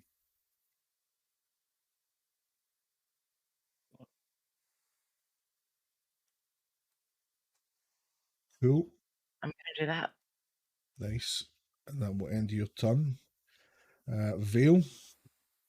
How much cover does this thing have? Any? Not. It kind of doesn't have like body parts that it can hide, so like cover doesn't really matter for it. Like. All right, I'm gonna throw 2 daggers at it, and then I'm gonna run down the hallway. Okay, roll your attack. I'm gonna use my psychic blades. 18 for the first attack. Low hit. For 8 damage. Second attack is more. Okay. 21. And then that's going to be 9 damage. So 8 and 9, 17 total. Shit, what kind of... It is psychic damage. The daggers are psychic damage. Yeah.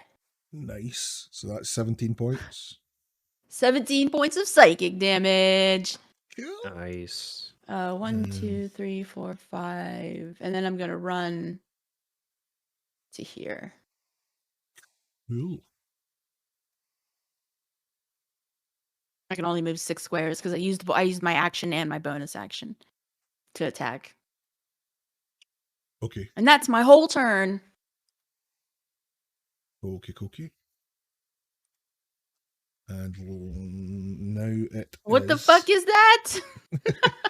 now it is the ochre jellies. Wisp, where on the map are you right now? I'm like just going into Just the room where inside the the ooze door. is. Right, got you. Okay. Okay. So it is the ochre jelly now is going to use its enormous 10 feet of movement.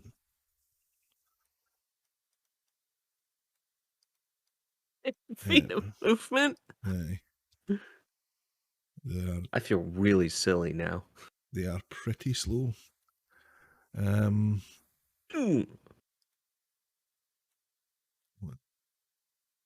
What's that? That's 1, 2 to get to there.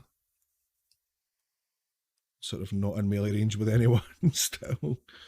In fact, what is its melee range?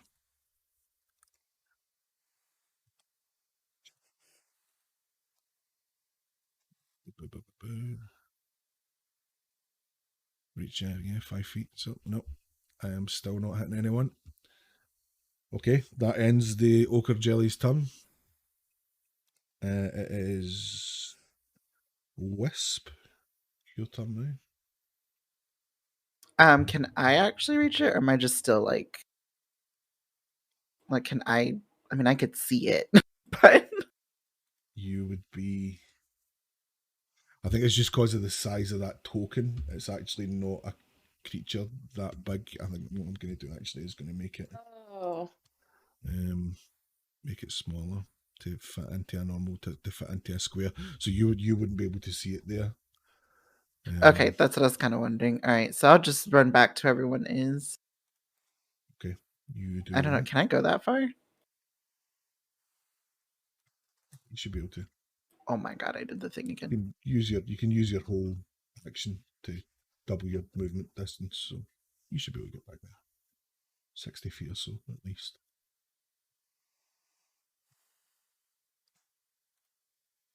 I just gotta get resituated because I left the page again. No worries. My face is frozen Oh yeah. on stream. There we are. That You should look be very pained. Okay, I'll just go to where the rubble is. okay. That'll make your movement. Malfeasance is for having none of this jelly's shit. He's already in a bad mood. So he is going to go ahead and attack it with Scorching Ray. He rolls a 9, which just hits it. And then 2d6 fire damage. Oh, 11 points of fire damage. That is... Oh, Doki. This thing's got a low AC. Mm-hmm. It is a big blob of slow-moving mush, basically. Its biggest threat, I suppose, is if it gets hold of you. And It's then... like a giant Jello mold. Hate Jello. Oh, come on, there's always room for Jello. Jello. If Project were here, he'd get your reference. Right, and then I'm going to use my 30 feet of movement to get to about here. Cool. So we are back to the top of. Well, I guess we're sort of. The not dwarves really in gonna combat move? Are with they it just anymore. gonna stand there? Everyone's kind of fucked off, unless you want to like run back and attack it. We're sort of out of combat. Like the thing's going to chase you, but it's never going to be fast enough to catch up. I didn't realize it was that slow. Hmm. So, I mean, I'll take my next turn just to move up so that I can see it when it comes through the door. Yeah. Okay. Okay. Do you want to do anything with your turn? But I'm Nicola? gonna yell at those dwarves, hey, move back, move back! Go into that room! I From can't. back where whence we came. You're I going to go can't that see way. it, but I do kind of want to make sure we kill this thing, just because I don't want it causing us problems later. So I am gonna take my full. Let me check my 35 feet of movement. Okay. Get ready there for your next turn. Yeah. And I'm actually gonna cast. I'm actually gonna cast a spell for the first time, like an actual, honest to God spell. Nice. I'm gonna cast Armor of Agathis. Cool. So, I guess like kind of take a deep breath, and you see like that frosty sheen sort of cover my body, and like you can see my exhale breath like a white cloud type thing. I'll go ahead and Do you breathe? think. I think you do. I don't know. Dramatic effect. I don't know. I do for this. Right. For the purposes of making this spell look Yeah. cool, you breathe right. Okay. Yeah. Fair. I do when it makes me when it makes my character look. I Look do cool. when it makes me look cool. Yeah, exactly. Fair days. Otherwise, I'm not gonna bother. Nice. Okay. I think I don't know if that shows up or how that shows up, but That would be your. I don't know actually. Once you cast that, what does it? It increases your AC, right? Armor of Agathis. it if a creature hits you with it, it says you Takes gain force 5 damage. temporary hit points for the duration.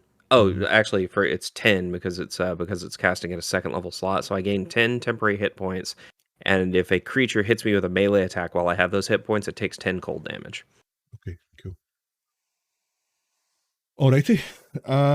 Okay, Nyx, you're up. What do you want to do with your turn?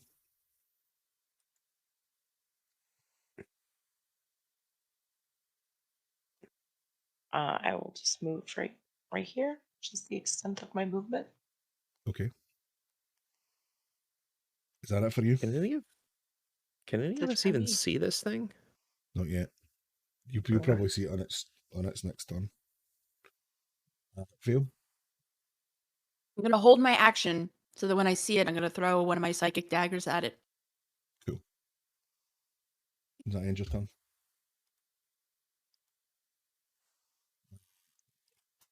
That's it.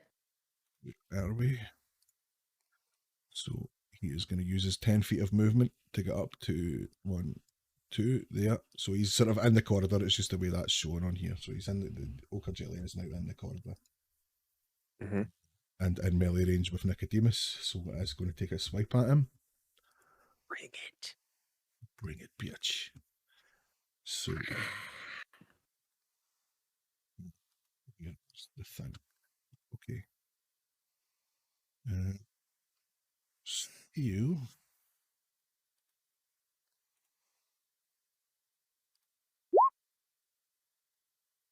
What? Okay, rolled an 18 to hit. Oh yeah, that hits. It's actually a 22. That definitely hits. And it is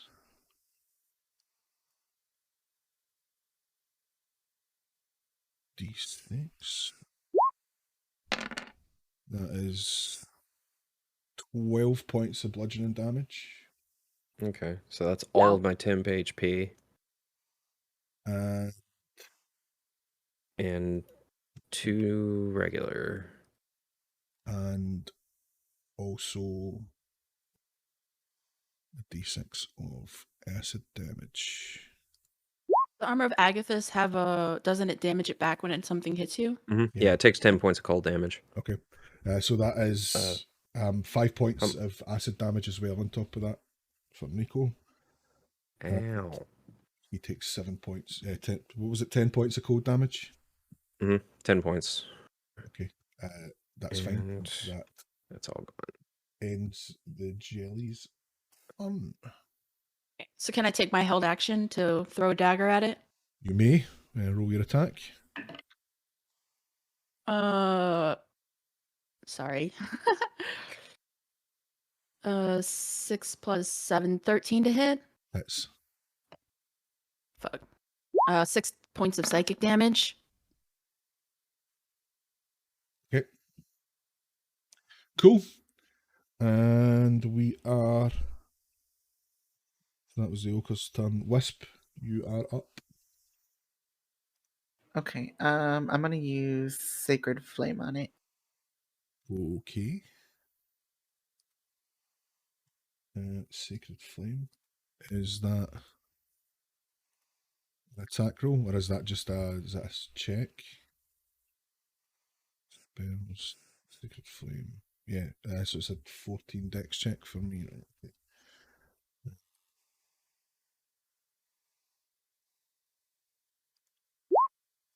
Fails. So roll your damage. And how dexterous is a pile of jelly? Not particularly. It seems. Fucking. It's actually it's a Oh minus, no! it's -2 on dex. So Wow. how much damage are we talking? 1. Well, Is considering that radiant? Sacred Flame is radiant damage? yeah.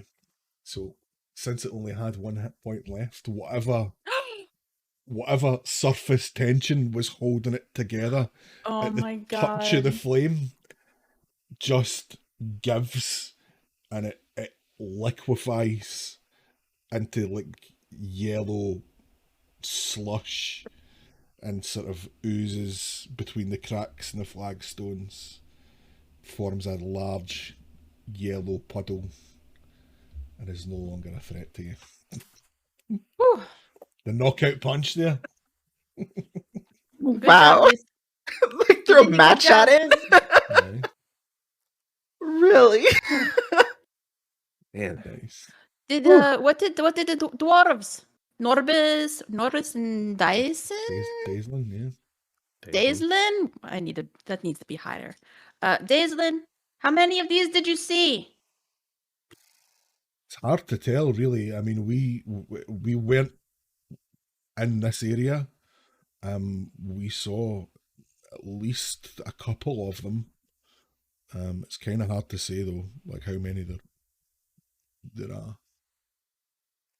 We saw at least two. At least 2 attack Nico, dice. how are you? Are you okay? Are you okay? Quite all right. Quite all right. Thank Okay. you. Oh, that's what I do.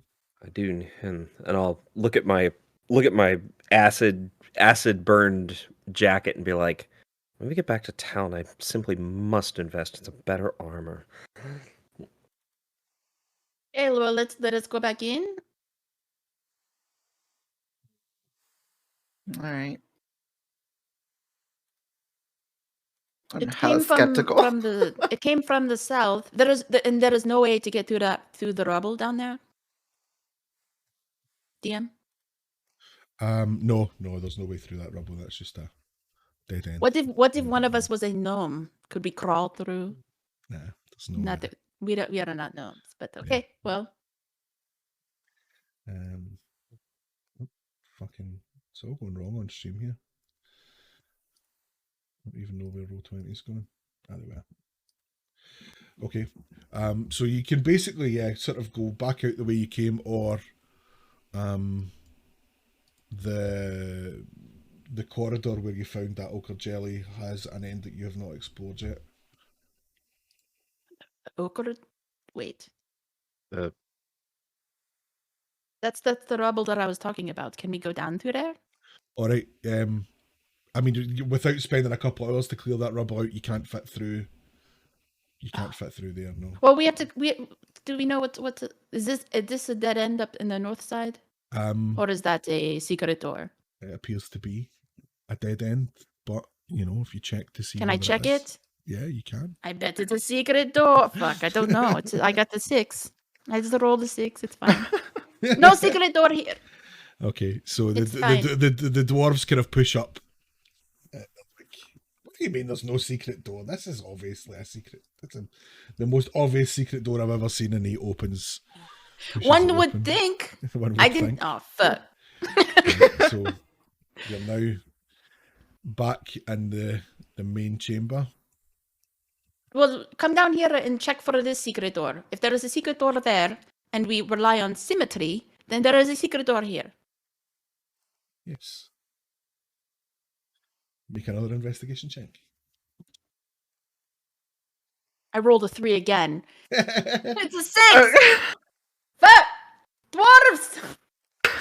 So the dwarves are like, I mean, yeah, dwarven architecture relies heavily on symmetry. So if there was a secret door there will be a secret door on the other side. It stands to reason. So Just the sort of assessment I'd expect from an award-winning archaeologist. Yeah. So thank you. So he comes down, pops down, pushes the secret door open.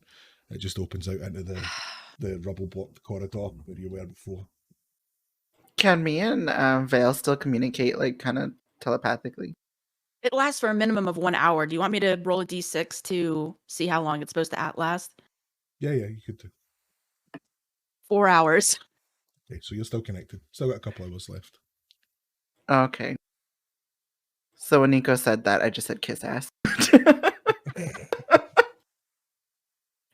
But it works in our favor. We want to keep them. We want to keep them on our side. Okay. What are we doing in here then? Well, I think we should go back and check that secret room where you first found the ochre jellies, and clear it out. Okay. Where is that? That is my opinion. Where? Over here. This one. This room. Okay. The one that Mal searched there. So it was in this main chamber that the dwarves were attacked, not in that little side room. They found the side room when they pushed through into here. This is when they were attacked. Okay. What is this on this altar? Like this altar right here. Is there anything You want to investigate? going on there? Sure. 21. Okay. Let me tell you exactly what you find in there. He said, clicking things at random apparently.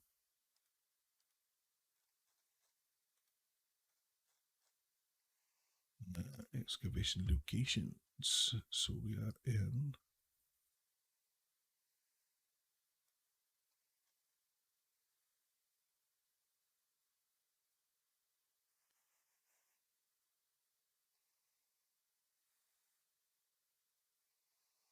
Okay.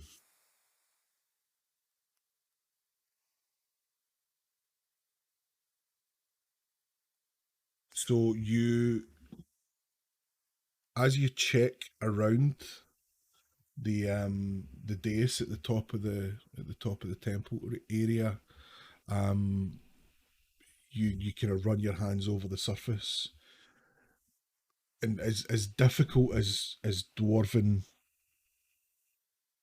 sort of hidey holes can be to find, you do feel like a slight irregularity in the top of the stone, and with a high roll like that, you can tell that this is sort of a rectangle within the rectangle of the dais. You sort of push down on it, and it makes like a loud sort of metallic clanking sound. And as you sort of take the pressure off the part that you've pushed down, a storage box almost like rises up. You know, you get those beds with a TV in the end, like it rises up like that from out of the dais. Inside it are what look like dwarf skulls, and it looks as though from the wounds that they've sustained, like in the middle of the foreheads, you can see like knife wounds in the middle of the foreheads. It looks like they've been ritually sacrificed to the god Abathor. Sort of continuing your investigation with that high roll, you sort of take the skulls out, and in behind the skulls is what appears to be an offering to Abathor. There's a couple of handfuls of gemstones and gold coins in there. I will take them. Okay. So there's like 15 mixed gemstones and 50 gold coins. 50? 50. Okay, we finally found some non-dwarven treasure. We can have there's gemstones and then there's 50 gold, so I will give everybody 10 gold each. And then I will hold on to the gemstones, just with I have them here, you see them, and then we will figure it out. We'll figure it out when we get them appraised. How about that? So our gold count. I am being very honest, okay? Our gold count's going up by 10 each. Yeah. Yep. Gonna give everybody 10 gold. So, almost as a response to the clanking of the storage box, 2 ochre jellies dropped from the ceiling. Shit! And attack. So the first one is going to make an attack on Vale, in a surprise round. Son of a... So that's this one here on the south side that's just dropped down next to your token there, Vale. Is going to roll a 2, so that's a 6. I believe that misses.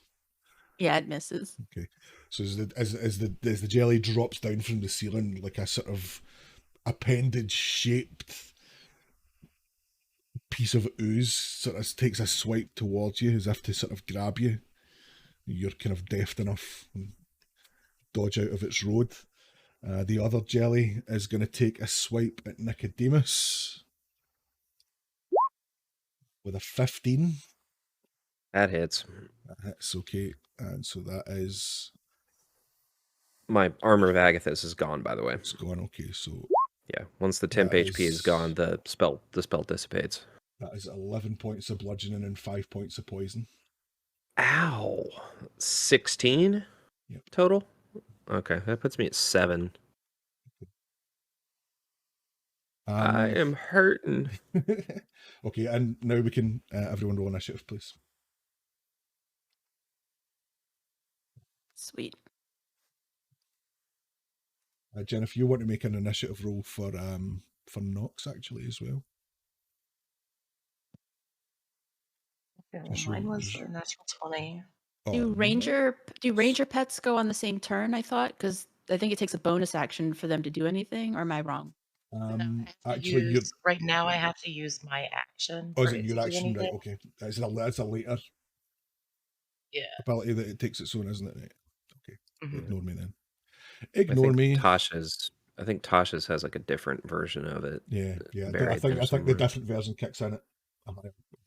It's the Tasha's version of the Beast Companion that we're using though. Okay, cool. Okay, nice. Oh no, and that is so that's okay. So 20 to 25, Jen. Yeah. Nyx. 21. Was that Vale? Was that you? Yeah. Yeah. And 15 to 20. 17. Okay, Mal rolled an 18. Nico. Everyone else? I think that's just you, Wisp. Where's your? I got a 6. Clerics notoriously go at the end, but it's a good thing that clerics go at the end. Yeah, exactly. And let me just roll for the douchebags. So there goes it's handy. So that's jelly. Not jelly. Okie dokie. Nyx, you are up. Okay, I'm gonna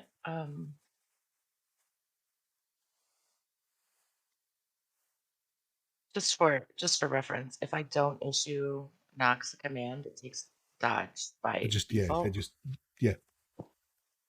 I'm gonna fire my longbow at the one that's further away from me, assuming I'm not going to hit Nico in the process. Okay. So that's the one to the north side of the room. Yep. The one up next to Nico. Okay. Roll for your attack.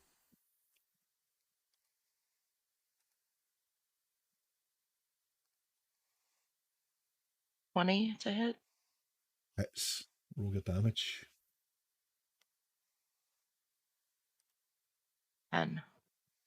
10 points of what kind of damage? Piercing damage, isn't it? Yeah. Okay. So that is 10 points. Nice one. Anything else you want to do? Does that end your turn? No. Cool. We are next with Vale then in that case. Bonus action through the rogue's cunning action, disengage, and I will move. Can I move through other people as long as I don't end up on top, right? Yeah, that's fine. So I'll go 1, 2, 3. I'm gonna move around so that I don't provoke an attack. I'm gonna go around to up here, and I will use my action to throw a psychic dagger at the one that attacked me. Okay, the one to the south. Okay, roll your attack. Yeah. 20, dirty 20. 20 hits, yeah. So a purple dagger operates in my hand and I throw it out. For 7 points of psychic damage. Nice. And that is my turn because I used my bonus action to run. Ooh. Malfeasance is next. So he is gonna attack the one to the south, the one that popped down and attacked Nyx. He is going to blast it with a Chaos Bolt. With a 1722 to hit. Now, a D8.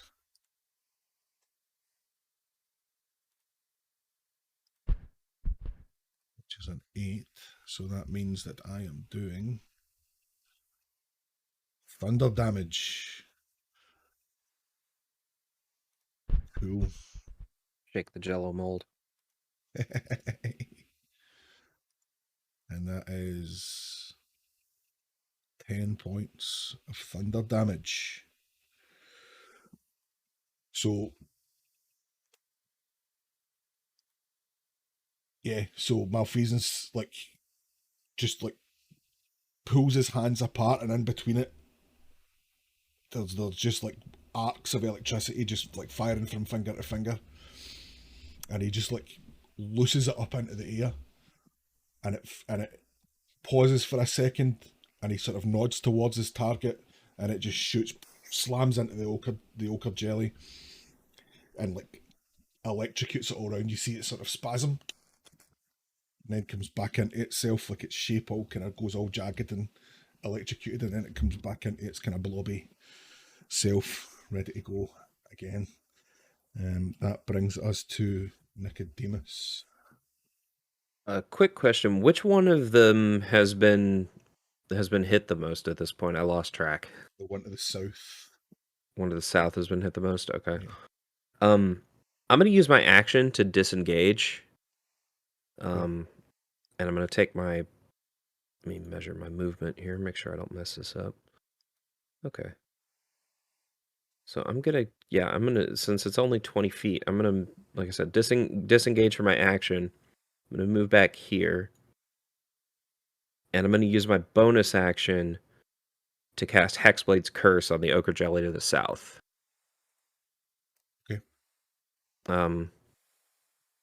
So if it dies, I get health back. Cool. And that's my turn. How long does Hexblade's cast last? For 1 minute or until the target dies, you die or are incapacitated. Okay, so 10 turns basically. That's fine. Mhm. Okay. It is the first. Let me see the South Jellies turn. So it is going to move. Use its 5 feet of movement to the right fucking screen again. Move to here.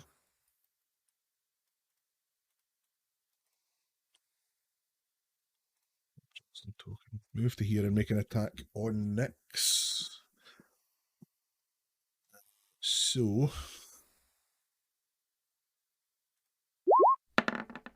that is a 9 to hit. Jen? What's that? My armor class? Your Is that armor what class, we're- yeah. I have 15. Okay. So it misses. So like you see it kind of lurch around the corner of the pillar in front of you. Just as you sort of recover from your previous bow shot.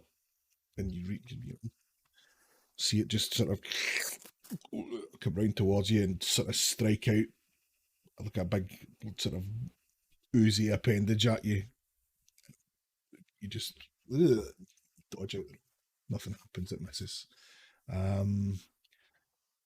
Then it is our north. That ends its turn, and it is this man's turn now. And he is gonna. Dwarves are just standing there. The dwarves are just, Just watching. Actually, I didn't even roll there. I didn't even roll initiative for them. They need to move back. They do need to move back. Yeah. We'll do it at the top of the order. So we are gonna want to move to here and take a swipe at Nyx. Bill? Kind of like they're blindsided, so it's like being aware of like what's going on around about it, and it's sort of felt the crackle of your psionic dagger fly past it, and it wants to come and investigate that. So it is moving over, making an attack on you with a 10 to hit. It misses. Misses. Jellies are rolling shit tonight. Okay, well that ends its turn. That's literally all it's got in its back. Back to the top of the order. These two guys are going to get GTFO. So 1, 2, 3, 4, 5, 6 puts him there. 1, 2, 3, 4, 5, 6. So they're out of there. Guessing he also used disengage. Yeah. Yeah, so Daislin and Norbus just run for the door. These are the things that attacked us. Get them! And they just running for the door. And that brings us back to Nyx. Your turn. Oh, for Hexblade's curse, does Nico have to kill the thing for him to heal, or does it just No. have to die? Just has to die. As long as it dies, I get the HP. I have a couple of other effects that are unique to me, but the HP is just has to die. I'm gonna use. How do I get all these rolls off my screen? I'm gonna use Zephyr Strike Mhm. to move here, and then I'm going to attack the one to the south again. Okay. I got a 14 to hit. Okay, that hits. 2 to me. Remember you can. Yeah, I was remember going to say it's 22 total. Oh, Yeah. right, 22. Remember you have advantage on a weapon attack now that you've for your use of Zephyr Strike. So roll your d20 again, and just in case you make a crit. Wait, what? Oh, roll this again. That was a natural 20 the second time. So Boom. now your damage should show double dice. Yep. So you're... What are you attacking with? My longbow. Your longbow, okay. So you roll your dice and double your damage, basically. Well, it changes from 1d8 to 2d8 in D&D Beyond. Or does it? Okay. Yeah, and then I guess get an additional. So Where it's is it? So it's the dice damage, the dice number that doubles, so it's the 2d8s plus 4. And then I get an additional 1d8 for the Zephyr strike as well. Yep. So 3d8 So plus that's 4. 7. That's a big chunk of damage. All right, Rangers, man. That's a lot of damage. That's a lot of damage. And 4 is 11. Of 3d8s, what did you roll? A 1 and A 1, 4. a 2, and a 4. Oh, fuck. So it's 11 points on the south guy, yeah? The South guy. Okay. That is... Okay. Next we have Vale. How's this north slime looking? This whatever, this jelly. What is it? Does it look? I mean, you can't really tell because it's jelly, right? It's a big jelly, yeah. I guess I'll use my bonus action to disengage again. Okay. 1, 2, 3, 4, and I'll use my action to attack the north one again. Uh-huh. Oh, son of a bitch! 10 to hit. That's roll damage. That is 10 psychic damage. 10 points of psychic damage. Son of a bitch! Son of a bitch! As I scramble away. Don't touch me! Don't touch me! Don't touch me! Ah! Cool. Okay. So that was 10 points of psychic damage. Ending your turn. Psychic damage. Psychic damage. Okay. That brings us to Malfeasance. So I am gonna, on behalf of Malfeasance, just move to like here. So I've got a better sight of the old... In fact, I think I'll move to somewhere I can sort of see both of them.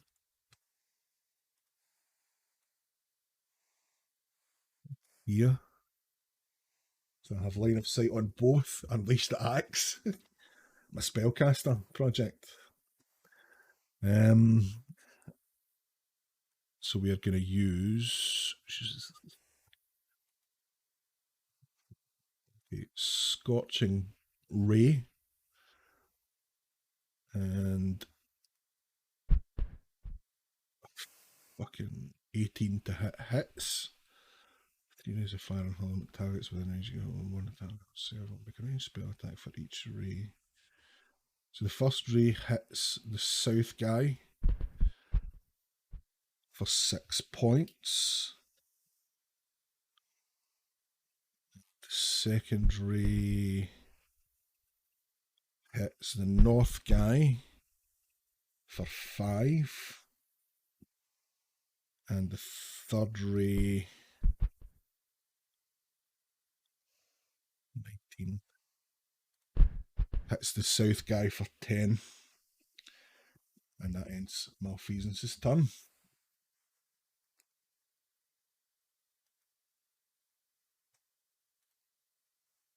So yeah, so he conjures 3 fireballs, separates his hands, 3 fireballs appear. He shoots 2 of them off to the guy at the south and 1 of them off to the guy at the north. They impact, and you just see like explosion, boom, boom, boom, as these 3 fireballs just thump. And it looks like ballistic jelly, this yellow ochre gel. They're both looking pretty scorched and pretty fucked up, and like as hurt as a jelly mold can look at the moment. Neither of them looking particularly their best. As we move forward to Nicodemus in the order.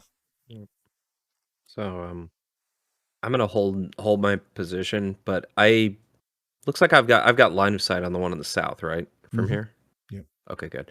I'm just gonna since I can't summon the summoning my pack weapon cast in action, so I can't do that at the moment. So I'm just going to Eldritch Blast the one to the south. Cool. Good attack. All right. 17. Hits. All right. And 9 damage. Okay. Alrighty. So you summon that familiar red and black energy into your hands and just unleash it at the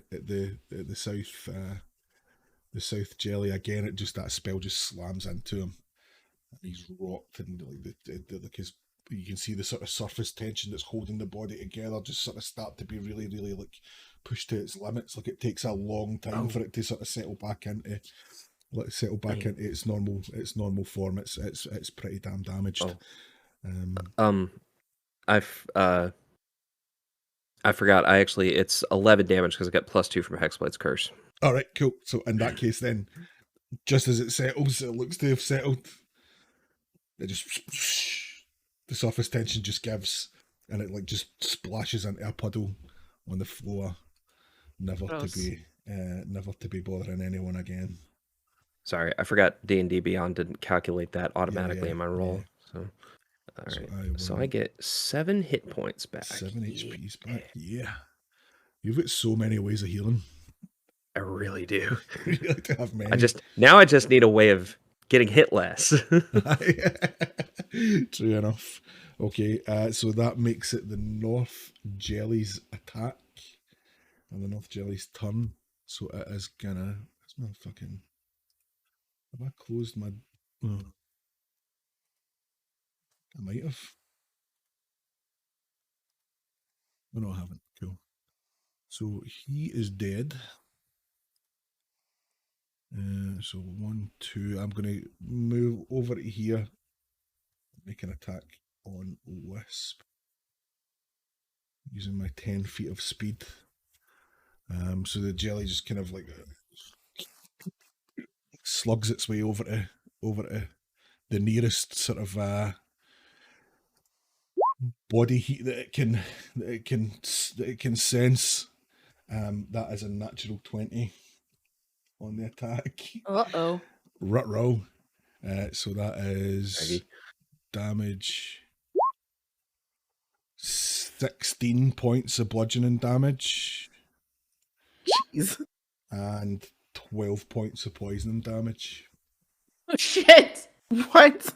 Holy ow. Are you still up? I only have 24. I don't.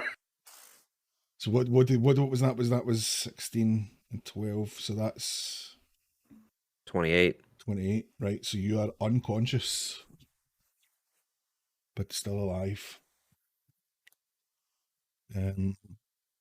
That is ending the jelly's turn. Bringing it to your turn, Wisp. So I am going to need you to make a death save, please. How do I do that? How do you do that? Roll a d20. Yeah, I think it's just a D20 roll. So it's on D&D Beyond. I'm sure it is in the health bit, is it not? There is a place on D&D Beyond where you can roll death saves.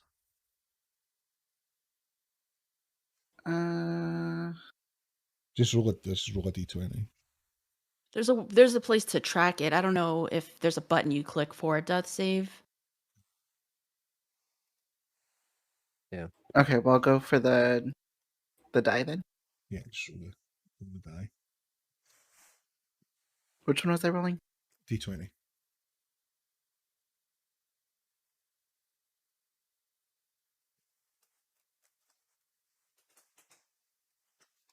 Six. So that's one failed death save for Wisp.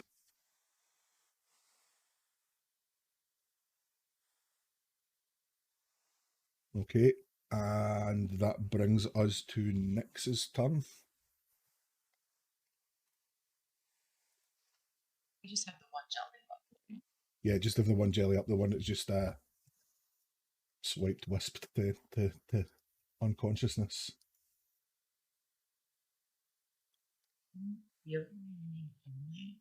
Can I heal her? You got healing shit? I have cure wounds. You have cure wounds, okay. Cure wounds, is that something that you have to be in contact for?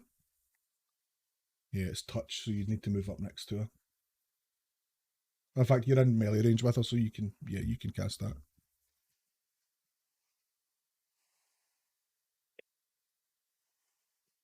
You're in melee range with her, so you can just touch her and just roll for the healing. Ooh. And the heal. So did you see what it is? 1d8 plus 2 in the heart? Yeah, I rolled a 10. Oh, you rolled a 10, cool, okay. So you come back to life, Wisp, with 10 hit points. And that is your... That's my turn. That's your turn. That's No your bonus action. action, no movement. Nope. Not you. No, I'm just going to stay where I am. Okay. Vale, over to Question. you. Yes. Even if Wisp is on the ground, she's awake now. Does she count as... Can I get my sneak attack? Huh? All right, I'm going to throw 2 daggers at this motherfucking ochre. Roll your attacks. 14 for the first hit. Hits. All right, so I gotta roll dice. Let me double check my amount. I'm pretty sure it's an extra 2d6 for sneak attack. Yep, extra 2d6.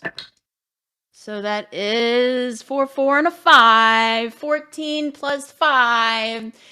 19 points of psychic damage. Is that just off one dagger? That's off of 1 dagger. I got 1 more dagger to throw. Good lord. I missed. Wait. I rolled a 9. Does that miss or hit? That hits. It hits, motherfucker! All right, plus 1, 6 points of damage. So yeah, Psychic damage. So the first dagger slams into it, and again it just Leave my cleric alone. It just deforms, blah, blah, blah, then it is just slopping back together as the second dagger slams into it and just carves right through it, just as if there's no surface tension left there at all. Straight through, hits the wall, disappears. The ochre jelly just splashes into a puddle and it's gone. That's what it gets for hitting your friend, right? Oh my goodness. Nice. Wisp, are you okay? Wisp. Yeah, I'm good, I think. I'm gonna run over and help her up. I'll kind of look at the two of them and go, looks like I'm not the only one who needs to invest in heavier armor. I mean, to be fair, that jelly really just struck out there, like in a bad way. Like there's no baseball here, so. Now on, I need to remember to look up. You look over at Malfeasance and he's sort of standing next to the dais, like with his hands on it, like catching his breath. Like that seemed to take a lot. Casting those spells seemed to take a lot out of him. He's just there, sort of breathing heavily, and again his face is kind of ashen looking, not his normal red colour, still kind of that greyish pink. Yeah, not looking too well. I think we should rest. I think it is time to rest. Yeah. Make my way over there. You all right, Mal? You can, as you get closer, you sort of see that his eyes have sort of blacked over, and like there's definitely he's not right. He just looks like he's really, rather than physically tired, it looks like he's struggling to mentally hold himself together.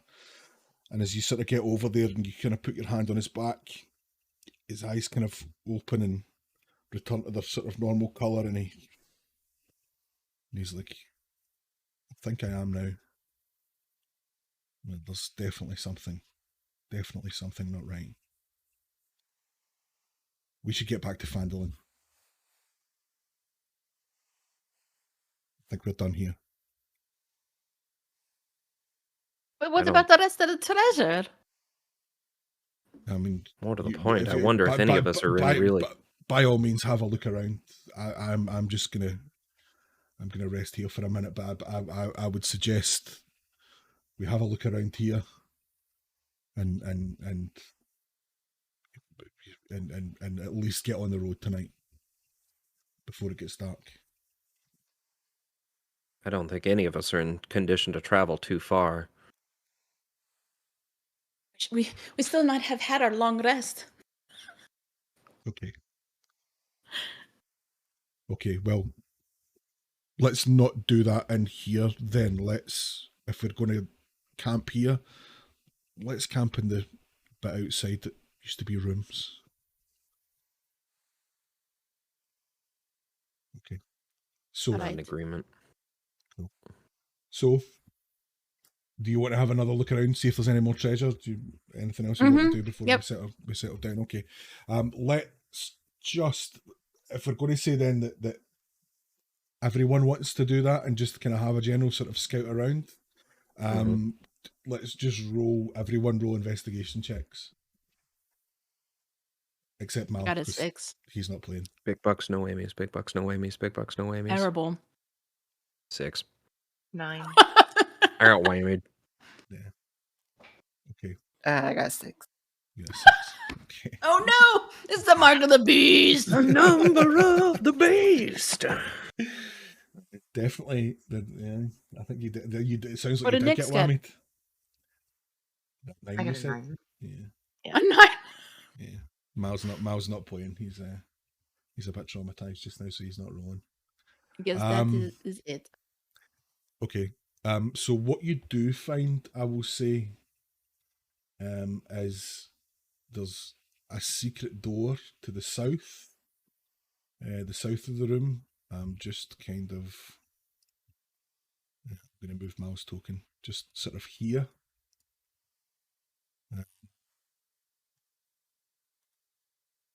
Where Mal is there on stream.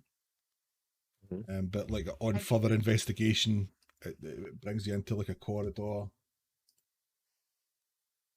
Looks to be the sort of the mirror image symmetry side of the of what the dwarves had found before. Okay. But that's it. There's no other secrets in that room. There's but there's this door over here to the right, right? Mhm. I would like to check it for traps. Okay. I sound like Borat. Great. I'd like to check for traps, I like to please. check for traps. I would like to check for traps. Cool. Go ahead, roll investigation. These jellies is pain in my assholes. 22. It's my favorite line in that movie. Not trapped. It's fine. No traps. You're good. All right, so I'm gonna walk through. Hopefully. You are, I guess I'm following along. you're on sort of now in like a small room. Nothing of any particular note. Rubble on one side that looks like it connects to the room off the Where that corridor priest skeleton was. where the priest skeleton was. Just the rubble on the other side of I'm gonna look up. that. Make an investigation check.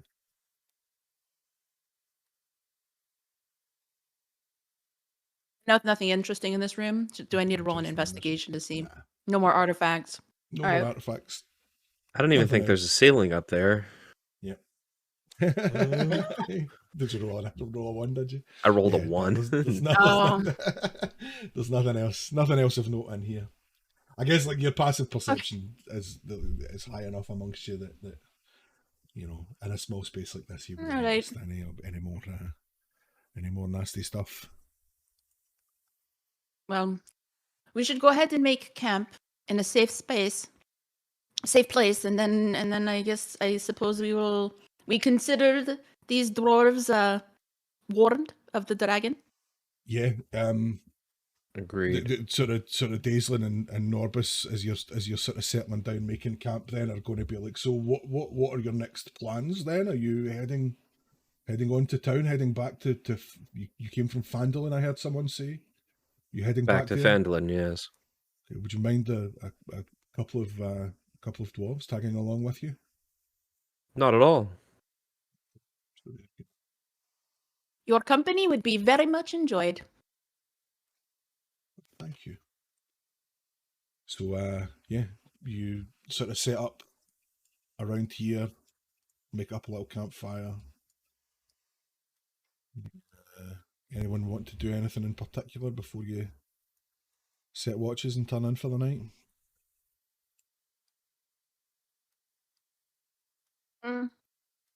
I want to sit with Nyx.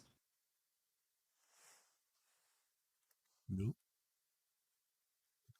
And talk to her while we're around the fire, winding down and stuff. Okay. I'm gonna eye Nyx's cat. So how are you and Nox getting along, Nyx? So far, so good. And I think if we keep him fed, he'll be useful to us. And this Nox just wants food, and that is it. I mean, don't all beasts want food? I mean, certainly, I just want food too. So I mean, I guess I get it. So about earlier, I think that we might be close to my mother's trail.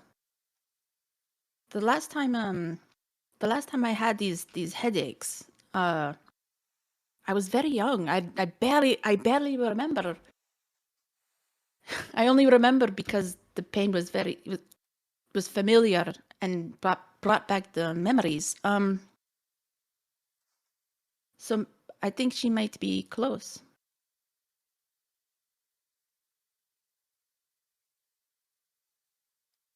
Maybe we will find her. Perhaps. It's for some reason it makes me uneasy, and I don't know why. I'm not sure.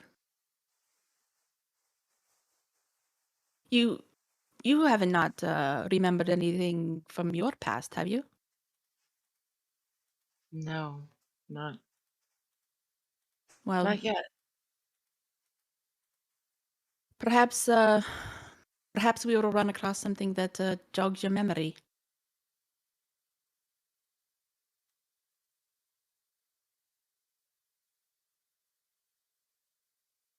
Well, okay. I'm gonna. Can I try to make friends with Nox? Roll an animal handling. I am a cat. I'm also a Oh, cat. Yeah, so you Well, are. not really, but sort of. You know what I mean. Close enough. I rolled a 19 for a dirty 20. Oh, lovely. So Roll to pet the kitty. so roll to pet the cat, right? So yeah, so you kind of reach out, and Nox, I think, sort of sensing that you might have more in common than. I'll use my shift. I'll use my daily shift, so I get more cat-like appearance.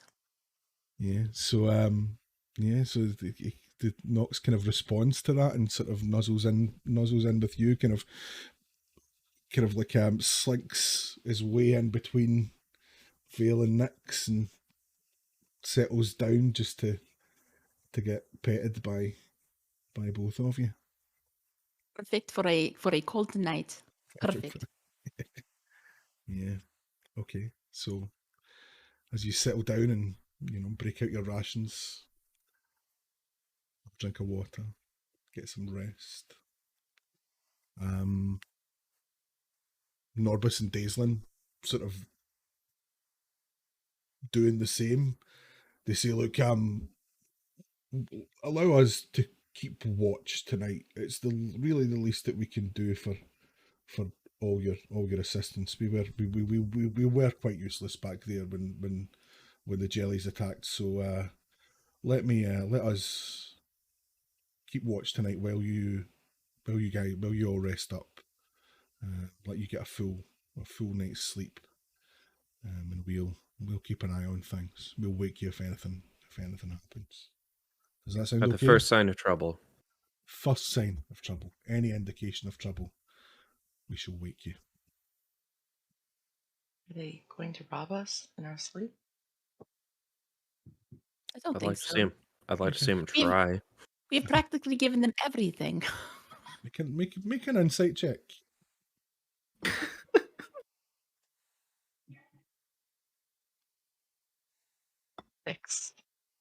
6.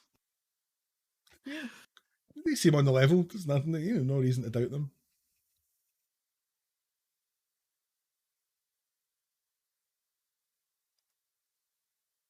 As far as you can tell.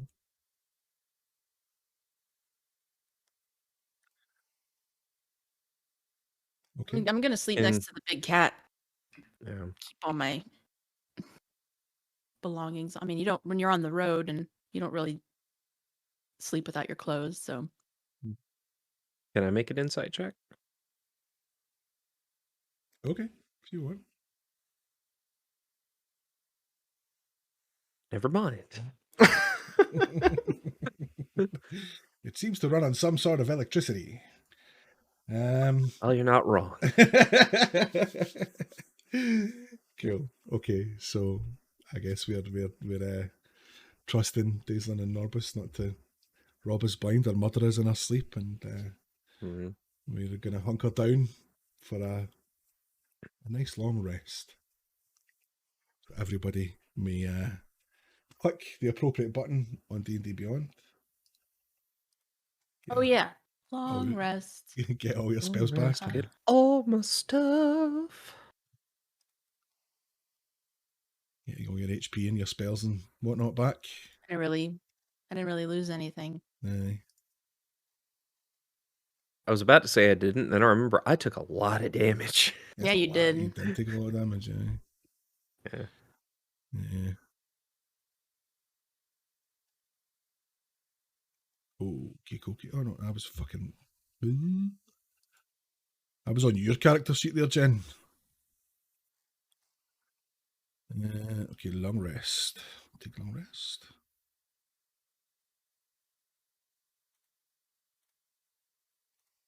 Okay.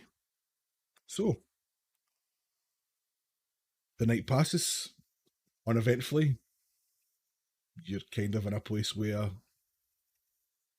there's not going to be any through traffic or beasts lurking around or bandits roaming to find your camp. So you spend what is a comparatively comfortable evening inside the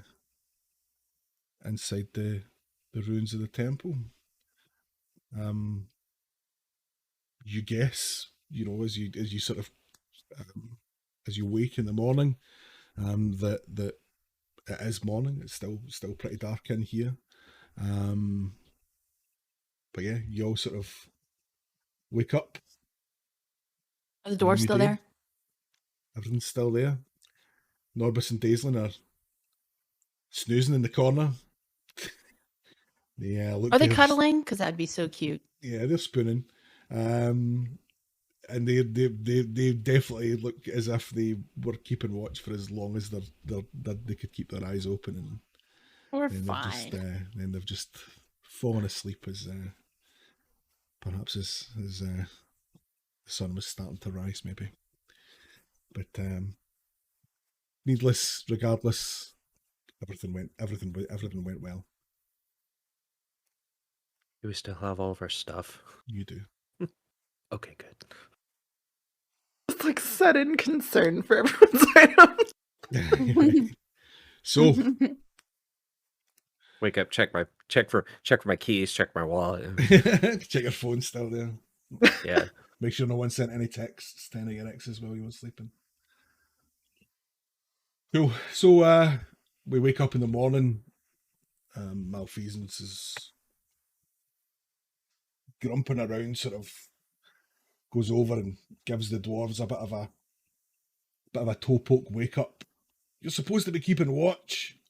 And the two of them just sort of blearily open their eyes. Oh, yeah, sorry about that. Nothing was happening. It was really boring. And besides, the cat was sort of pacing up and down quite a lot all night, so we sort of figured it was okay. Oh, yeah. Malfeasance just goes, well, remind me not to let you two keep watch together when we're out on the road then. Kind of walks away and goes back over to the rest of the group, sort of preparing breakfast. And Nicodemus, are you feeling okay? You feeling okay? I slept much better. Okay. You know, Perhaps every not morning, well. every never morning I sleep will check well. on you. I never sleep well, but I slept much better than last night. I'm kind of space out and drift off there for a second. Okay. You keep us informed. Mal, you all ready to get on the road? yeah, I think I'm as ready as I'm gonna be, Val. What's the plan? Are we heading back to Phandalin, turn these bounties in and see what happens next? Back to Phandalin, yes, to find oh god. Back to Master Wester then, yes. Yeah. Okay. Master Wester. I believe the good master owes us some coin. He does indeed. So we are now back to the Sword Coast map.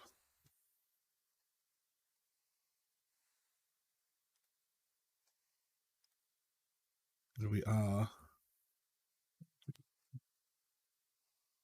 We are sort of a camp out day away. So we have one more night in the wilderness, traveling at our normal pace. On our way back, can we check on the lady at the place? Because we're going to be passing right by. Mm-hmm. You can do. So heading towards Umbridge Hill, which is sort of up around this sort of area.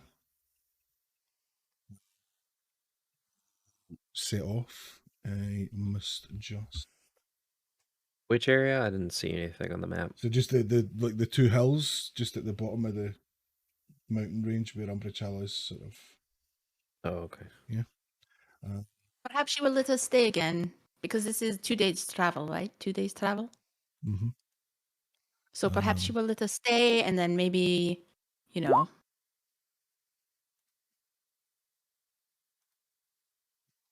Let's see if she needs help with anything. make sure the Manticore hasn't come back. Absolutely. Okay. So you head off in that direction,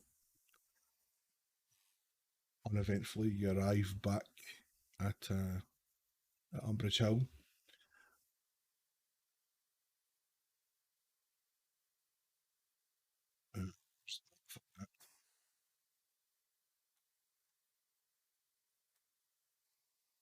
To the familiar. We're going to see Adabra Gwen.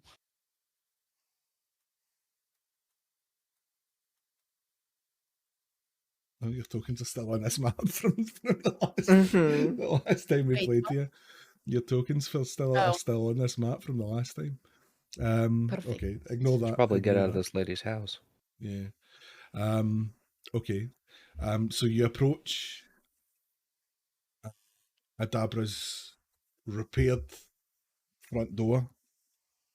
And there's like a notice nailed to the door that just says "Gone foraging, back in a few days." Few days. Okay. I want to pick the lock. Okay. Wow. Roll your thieves' tools.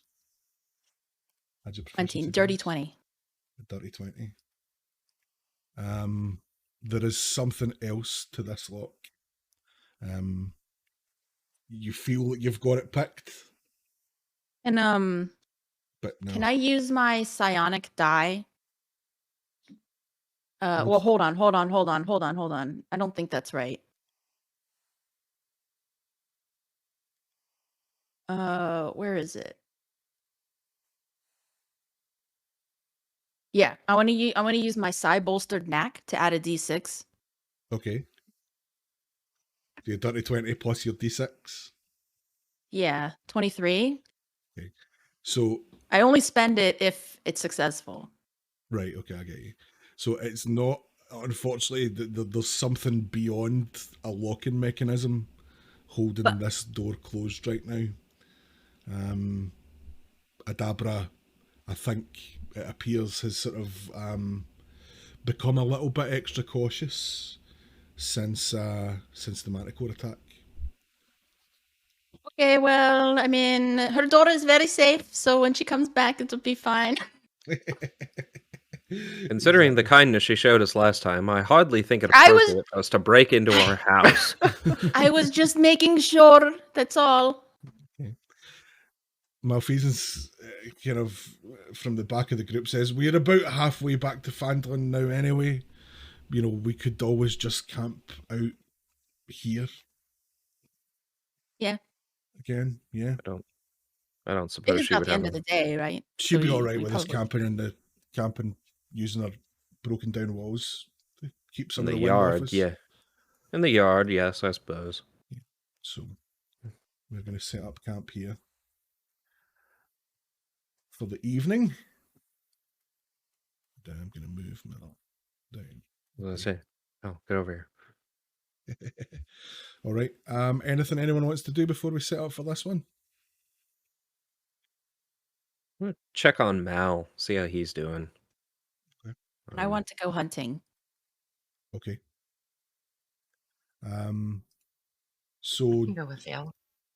okay, so Vale and Nyx are gonna head off hunting, and we'll come back to that just in a sec. Okay. Nicole, you were going to check on Mal and see how he's doing. Yeah, I'll just kind of sit down next to him because I notice he's over in kind of the corner by himself. And Mal, you all right?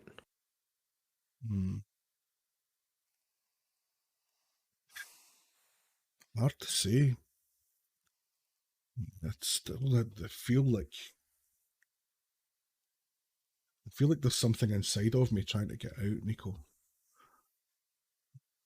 I mean, I told you about that night and what happened with my family and how it changed me. I think what I didn't say at the time was when all that was happening, it wasn't me. I almost felt like a passenger in my own body, like something else was controlling me. And ever since that night, I've been able to keep a lid on that. It was as if the effort that whatever this is spent that night, it was as if it tired it out. But it feels ever since we fought that Manticore, and I don't know whether that's even got anything to do with it, but ever since we fought that Manticore, it's just been becoming harder and harder to keep a lid on it. I feel like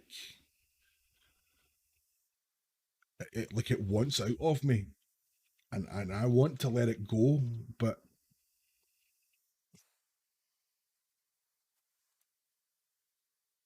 I'm worried about what use I'll be if I do let it go. What it leaves behind. I don't know, man. I don't know. Something's going on with it. I came to you for help. And it seems like you need it as much as I do. We have to find someone who knows more. Someone, an expert. I don't know that we'll find it in Phandalin, but we have to find him. Yeah. Well, let's just get some sleep, get back to Phandalin, and we'll figure it out. Thanks, man. Thanks for being such a good friend. Yeah. As I'll stand up, and as I'm about to go to the campfire, I'll look down and go, "We are not these things inside us, Mal. I know you. I've known you for a long time. You're a good man. We're better than these things. We're stronger. We could beat them." Yeah. Yeah. I hope you're right. So, Nyx and Vale off hunting. Anything in particular you're hunting for? Anything Anything. that has blood Anything and with meat. blood. Okay. Okay, go ahead. Preferably something bigger for the cat. We gotta feed the cat and the goth kid. Feed the cat and the goth kid, yeah. Yeah. Okay, go ahead and do you want to both roll a survival check? Or does one of you want to roll a survival check with advantage? I will assist Nyx. She's the ranger. Okay, Nyx, go ahead and roll a survival check with advantage then. Oh, what does that mean again? Just roll So twice? just roll twice and take the I highest. think you can right click on it.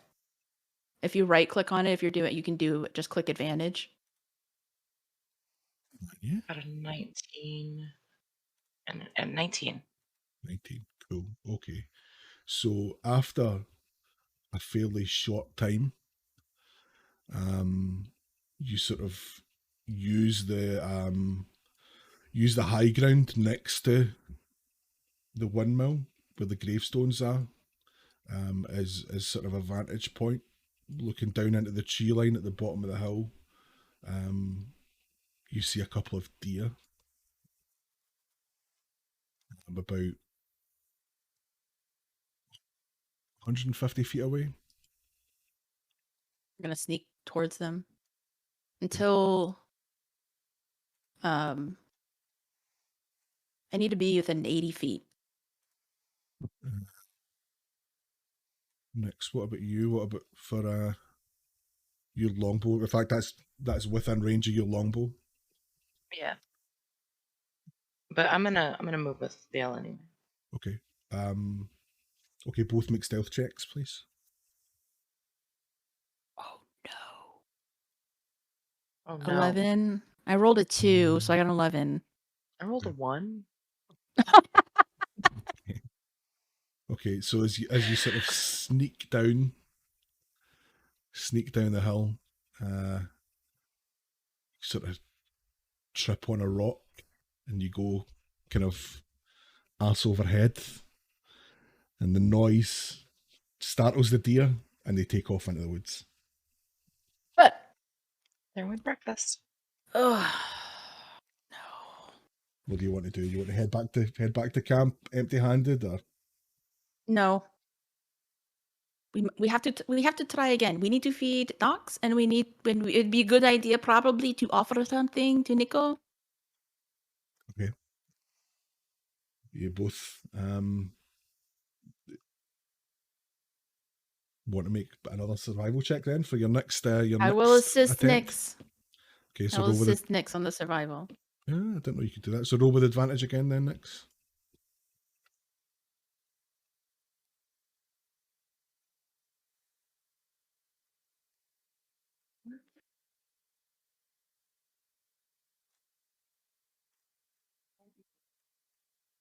What'd you get?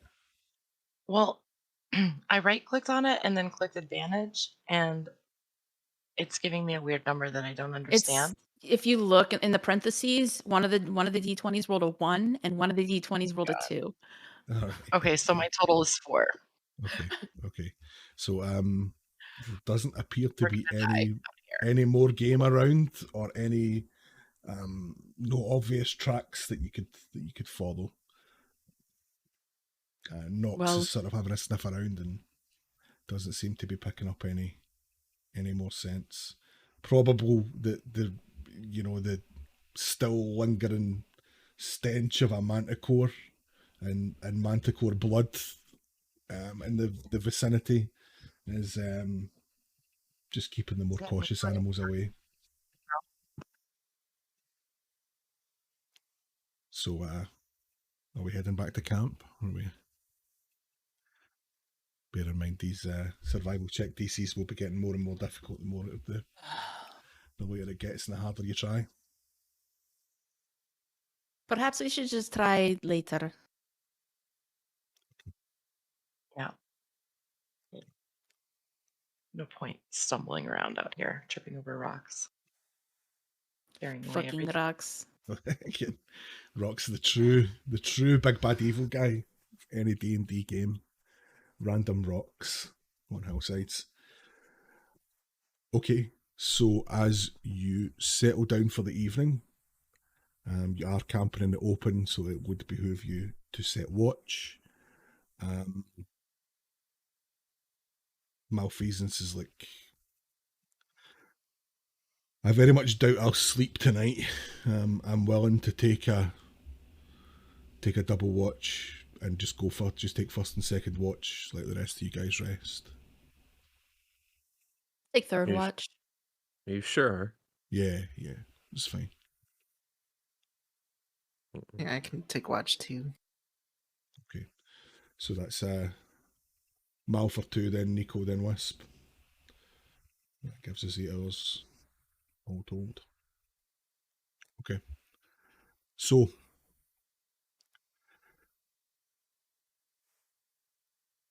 camp settles down. You guys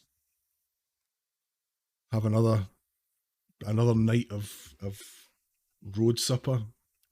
It's got you thinking about that brown stew back in the inn in Fandolin. Malfeasance sort of paces the perimeter. We are rolling perception check for the first watch. Is a 4. Can't beat the brown stew. So Malfeasance is just kind of pacing, distracted, thinking about the problem, thinking about what's wrong. Something's not right. We get to the second watch, a couple hours in. Another 4. Okay. So as distracted Malfeasance is wandering around the perimeter. So let me get my tokens in a row here. So Mal's kind of out in the perimeter, around here somewhere. Oh shit, he's moving the tokens. And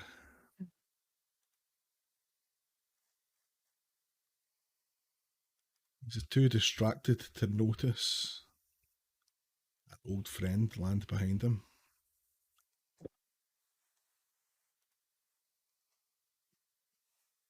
So as Mal's kind of walking the perimeter, he misses the sound with a 4 perception roll. He misses the sound of the wings of the manticore sweep up behind him, and is only alerted as the weight of the great beast thumps on the ground behind him, and he spins and sees this thing that he's been meditating on and just been going over in his head, like blaming this thing as being the root of his problems. He gives a shout to rouse the rest of the camp. Fucking manticore, wake up! To arms! And everybody's up. Manticore's there. Oh shit! What the fuck? The manticore Bloody hell. wheels on Malfeasance and said, "You," as it takes its pace towards him, kind of like interspersing its words with steps. "You lied to me. Roll initiative. Fuck. Fuck. I'm gonna make my roll, but I'm gonna choose now to run to the restroom real quick. Cool, Be cool. right back. That was a burrito.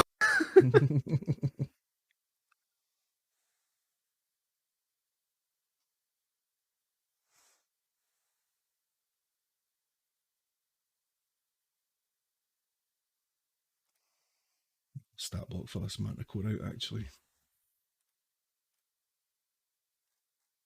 It's funny because I took a screenshot of it before it showed up. I was gonna say that it was lurking. I'll just share.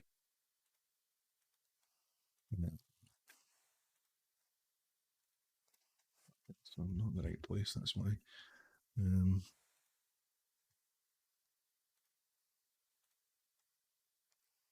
Right.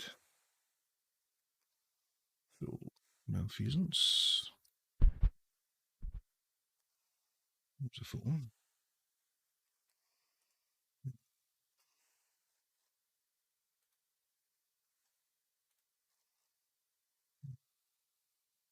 Four.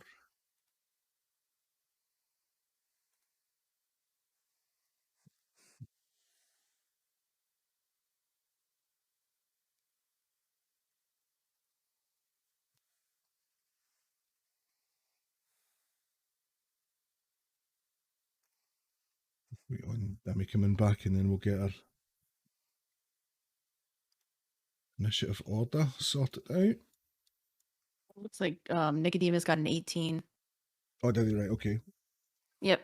Okay, so 20 to 25? 22. 22, nice.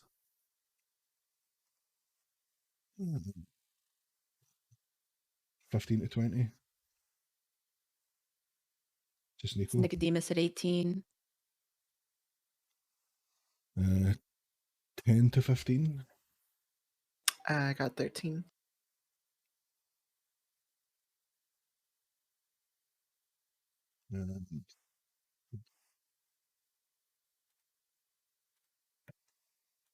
Okie dokie, I'm back. Oh, I can make. What I miss? We're just Just sorting out getting initiative. Life. So, what did you roll? I got a 9. Okay, 9. And then Manticore. Is that right? Yes. Okay. At the top of the order, we have Nyx. So bear in mind, like the walls are we sort of established when we fought here before that the walls are shoot overable. They're only a couple of feet high. You're up first, Nyx.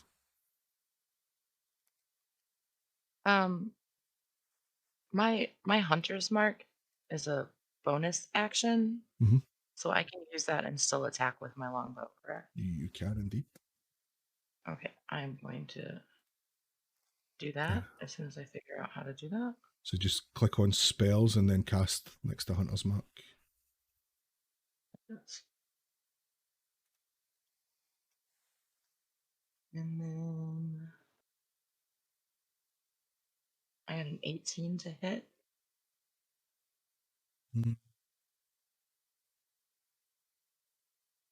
Okay, so Hunter's Mark until the spell ends. You deal an extra 1d6 damage to the target when you hit it with a weapon attack, and you have advantage on wisdom, blah blah blah. Wisdom, perception, survival checks. Okay, so 18 hits. Go ahead and roll damage, and remember and add your d6 for Hunter's Mark as well. 6 and 1, 7. So your longbow does 1d8 plus 4, and then your d6 on top of that. Yeah, it was 6 and 1. 6 for the first roll and 1 for the second. Okay, so did you roll a 2 plus 4, or did you roll a 6 on the D8? I don't know. Cleared it. +4. It says 2 + 4. All right, okay, so In it the- was 7 points, you said?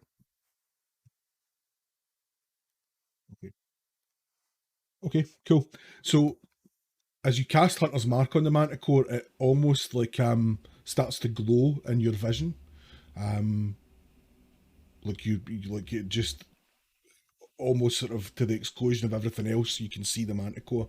You can see like where its weak spots are. You can see, you know, like details of its anatomy that weren't apparent to you. Looking under normal vision, your magical Hunter's Mark vision kind of gives you all of that detail as you draw back your bow and let fly. It slams into one of those spots just above the joint of its shoulder of its front paw. That ends your turn. And the Manticore kind of glances down and looks at the arrow and kind of swats it off with its other paw. It wheels back round on Malfeasance. You lied to me, Nicodemus. It's your turn. Okay. Talking's a free action, right? Mhm. All right. So I'm gonna use my action to summon the bloodletter. Cool. I'm not gonna move. I'm gonna stay where I'm at. And can I talk before I use my bonus action and in my turn? Mhm. All right. I'll just yell out. Lied about what? Okay. And then your bonus action. Hexblade's Curse.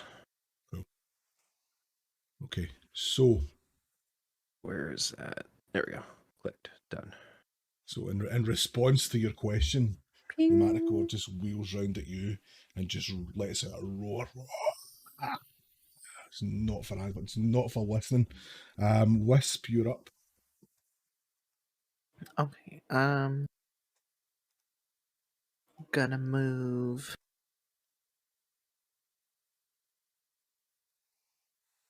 I'll move there. And then I'm gonna use aid. Aid, okay. And it says to pick 3 people. Mhm. So I use it on me, Vale, and Mal. Okay. I don't know if I have to do anything for it. Like, Spell. What does it do? gives +5 to hit points. Your spell bolsters your allies with toughness and resolve. Choose up to 3 characters within range. There's a 30-foot range. So, yeah, you're good on those 3 people. Each target's hit point maximum and current hit points increase by 5 for the duration. Cool. Very nice. Oh, so it's not temporary hit points. It's like a temporary Hit point max increase. 5, you said? Yep. Yeah, temporary 5 for 8 hours. Nice. So do I just add it to temp? Is it temp or is it? Yeah, there'll be 10 hit points. Just Okay, because there's a difference. 10 hit points and then 5. But you heal up to that 5, that extra 5 hit points as well. So they're not. It's not temporary hit points. It's like the max HP modifier. Yeah. Okay. Cool.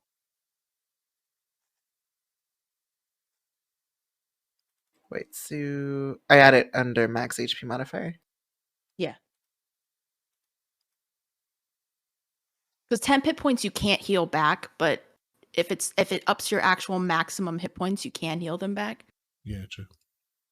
Okay, there we go. And I guess that's it for me. Cool. Okie doke. Wisp of Veil. That brings it to yourself. Wait, it's my turn? Yep. Okay, so is Malfeasance in like attack range, I suppose, of the Manticore? Because I know that's a weird shape. Yeah. That doesn't. It's centering on the square. It's not centering in the middle of 4 squares. No, not quite yet. So the Manticore is not in melee range with Malfeasance yet. Okay. Gonna move here, and Mhm. I'll just throw 2 daggers at it. Okay, go ahead and roll attack.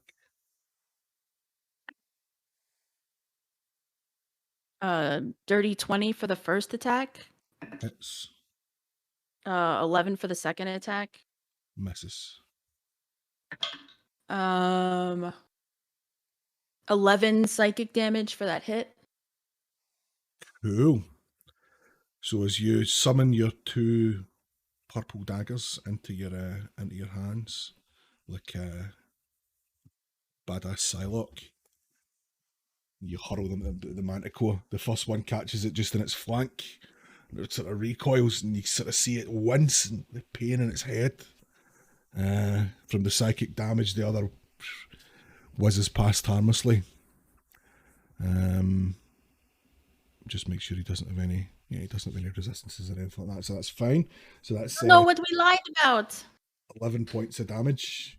So again, the Manticore wheels and turns around and looks at you, the latest source of its pain, and just lets out another almighty roar in your direction. So it is now the Manticore's turn. Oh boy.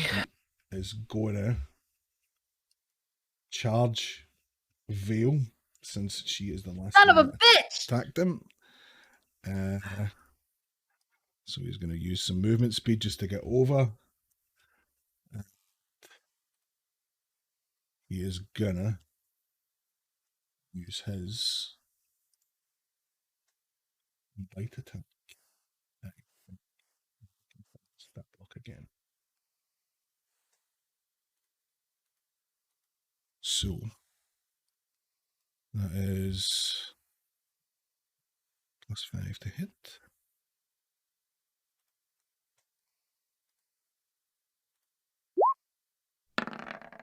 That is 21 to hit. That hits. Oh no. The damage It is what it is. D8 +3. That is 9 points of bitey damage.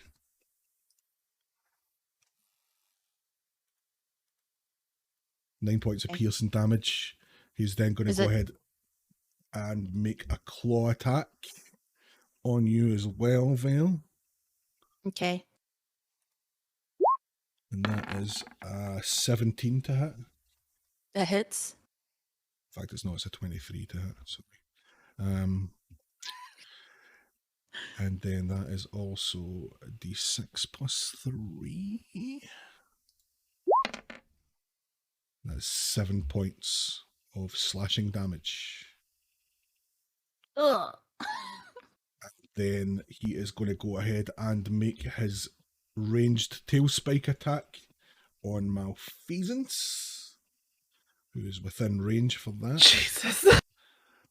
So +5 to hit is. So that's 11 to hit. I think that actually misses, Mal. It does. Dodges out of the way. So the Manticore in its turn sort of wheels round on Vale, takes a bite out of her. Just the way it's like weird sort of humanoid-esque face, takes a bite at her arm. She manages to kind of shake it out its mouth, and then the big claw comes across and just rakes right across her chest. Just slashing damage right across the chest. And as it does that, it sort of gives its tail a flick, just hoping to flick out a couple of tail spikes and take some damage to Malfeasance, who it does not look upon kindly for some reason. But thankfully the tail spikes go whizzing past Mal's head, doing no damage and ending the Manticore's turn. And that brings us to Malfeasance. So we are gonna use Scorching Ray. So Malfeasance just is now pissed off. You just see like this change come over him, this rage, just fucking and he's going mental. So and he just summons the Scorching Ray bolts into his hand. 21 to hit, doing 7 points of fire damage. So they just the rage. It's almost as if the rage just manifests fire into his hands, and he just launches the first of his fire barrages at the Manticore. The next firebolt misses, so he says he summons another one and looses it towards the Manticore. It just goes wild. It's a wild shot, and then the last one, the same, misses. He's just in such rage at this point that he's losing control of where his spells are going, and he looks like he's starting to redden, like his normal. He's moved from like the ash grey pinkish colour that he was before back beyond like his normal red hue. That ends his turn and brings us back to Nyx at the top of the order.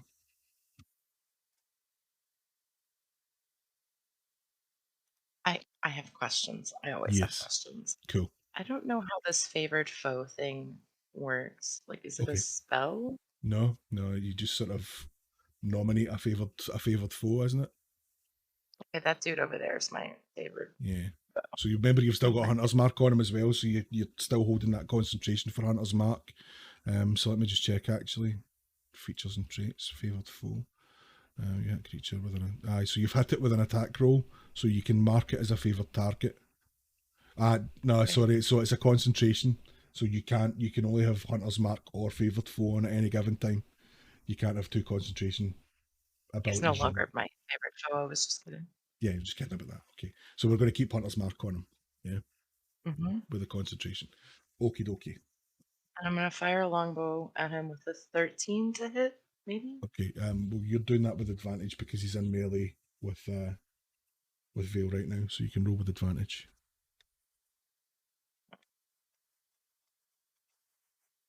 Okay, 14 to hit. 14 just hits. Go ahead and roll damage.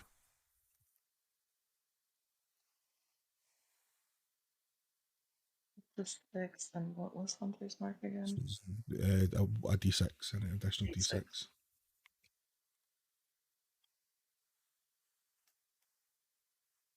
7. 7 points again. Is okay. Anything else you want to do with your turn? Is that you? That's me. That's it. So again, like you just using your sort of Hunter's Mark vision, you pick out another weak spot on the side of the Manticore just underneath his wing, and you take your longbow back. And you just puncture straight into that spot. You see it once again. It's starting to look a little bit worse for wear. That brings us to Nicodemus. Okay, I have a question. Just going back to something we talked about one of the other sessions we did, I can't remember when. If you cast a spell that has a casting time of a bonus action, you can use your action on another spell, but it has to be a cantrip, right? Yes, indeed. Perfect. All right. So I'm going to use my movement to move 35 feet back this way. Okay. And I can't. Oh, wait. There. Wrong thing. 1, 2, 3, 4, 5, 6, 7. So I'm going to do like a dramatic jump over the chest high wall and kind of roll, come back up in a crouch facing the Manticore. I'm going to use my action or my bonus action to cast Hex. Okay. The actual Hex spell. And I don't think that has it's a concentration spell, but I don't think it has like a roll or save or anything. I think it just. What's your range on it? 90 feet? Yeah, 90 feet. Okay. So if I hit it with an attack roll, I get an extra D6 necrotic damage. Mm-hmm. Does that drop the Hexblade's curse?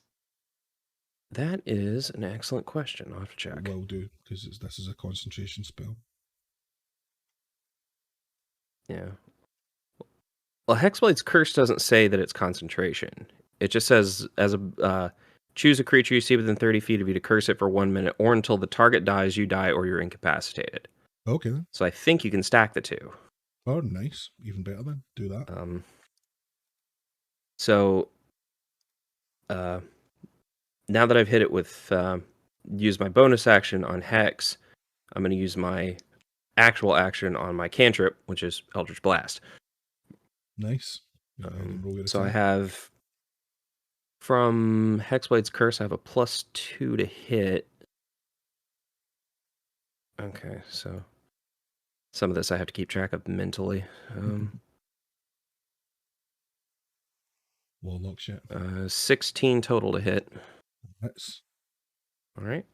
And for damage, it'll be 1d10, 14 plus 1d6 for the necrotic damage. Just the one. No, just the one. Stop it. There it goes. Okay, so 6 or and then so it's 16 because I get the +2 off of Hexblade's Curse. So it's 16 force damage and then 2 points of necrotic. Okay. For Cool. a total of 18. Nice. He is looking worse for wear now. So Nicodemus exercises this massive parkour backflip, awesome vampire move right over the top of the wall.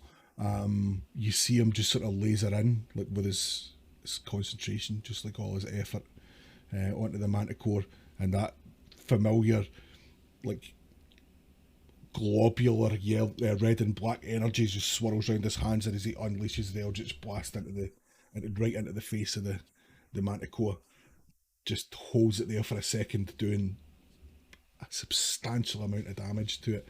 The manticore's almost sort of looking like it's ready to take a knee, and then it just comes back up. Liars! And that ends Nico's turn and brings us to Wisp. Okay. I will move. I think I'll move there. You do that? And then I'm gonna use my bonus action and use a healing word on Miz or Veil. Okay. You doing that as a bonus action? Yes. Okay. So I got an 8. Okay. You heal 8 points of health. Thank you. And then anything you want to do with your action? Yeah, and then I'm gonna use Sacred Flame. It's the cantrip. Okay, so that is a 14 dex check. I'm just going to use your d20 on this screen right now. It's a success. Sorry, you do no damage. Okay, so yeah, so with your turn as the sort of you sort of summon the little glowing orb into your hand, and you sort of bring it to your mouth and whisper your healing word into it. It sort of shoots off, hits Veil in the chest, and you see that kind of energy crackle over her body as she heals. With the other hand, you're sort of concentrating, picturing flames bursting out on the side of the manticore, but just as it's about to ignite, you'll lose it, and it does no damage. That would end your turn and bring us to Veil.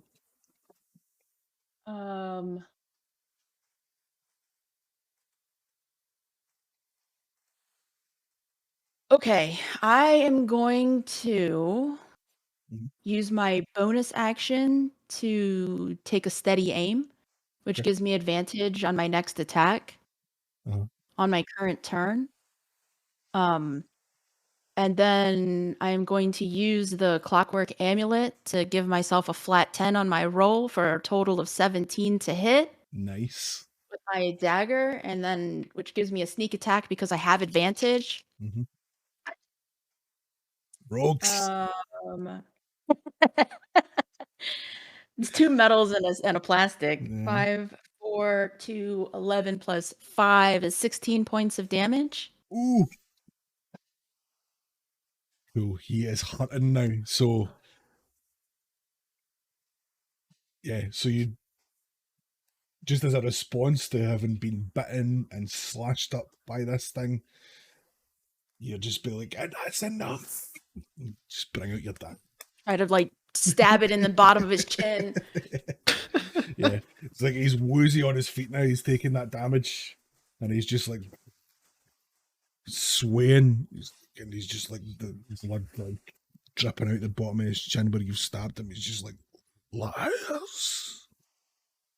And that. You still haven't told us what we lied about.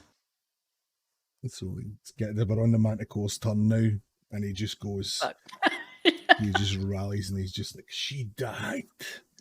And he's just going to get away from you because you have just damaged him extensively. And I take attack of opportunity? Oh, you can, yeah. Go ahead and roll for that. 22 to hit. That's for 8 damage. so with his last breath being used to tell you that in spite of the help that you've provided him before, his partner died. He wheels away to go and take an attack at Malfeasance. As he does, you strike out with your dagger and catch him. And just as you do, the dagger just like catches in the like his underbelly, like his soft part of his underbelly, and as he moves, it just rips right through and sort of just completely disembowels him, like his whole insides just fall out through the cut that you've made, and the Manticore is no more. I'm gonna throw my daggers into the ground and they disapparate and say fucking breakfast. Nice. Yeah. So as you see the Manticore go down, Malfeasance now lets out a massive scream, and you see like the redness of his skin has just gotten more vivid and redder and angrier looking, and he just takes off running, sprinting just to get away from you guys. Just runs off screaming. You've no idea in the darkness like where he's heading. You can just see him as he disappears off into the distance. And then after like a few seconds that seem like an eternity, silence. Malfeasance's screams are gone. I'll run after him. And that's where we're going to end the session today.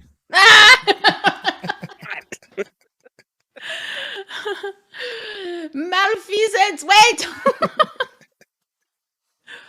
Oh. Cool. So, thank you, Scott. thank you. Everybody. Yes. Thank you. No worries. Usual drill, stay in Discord and I'll finish up and I'll come and speak to you in a minute, okay? Okie dokie. Thanks again. Bye, everybody. Thank you. Bye, Bye, everybody. See ya.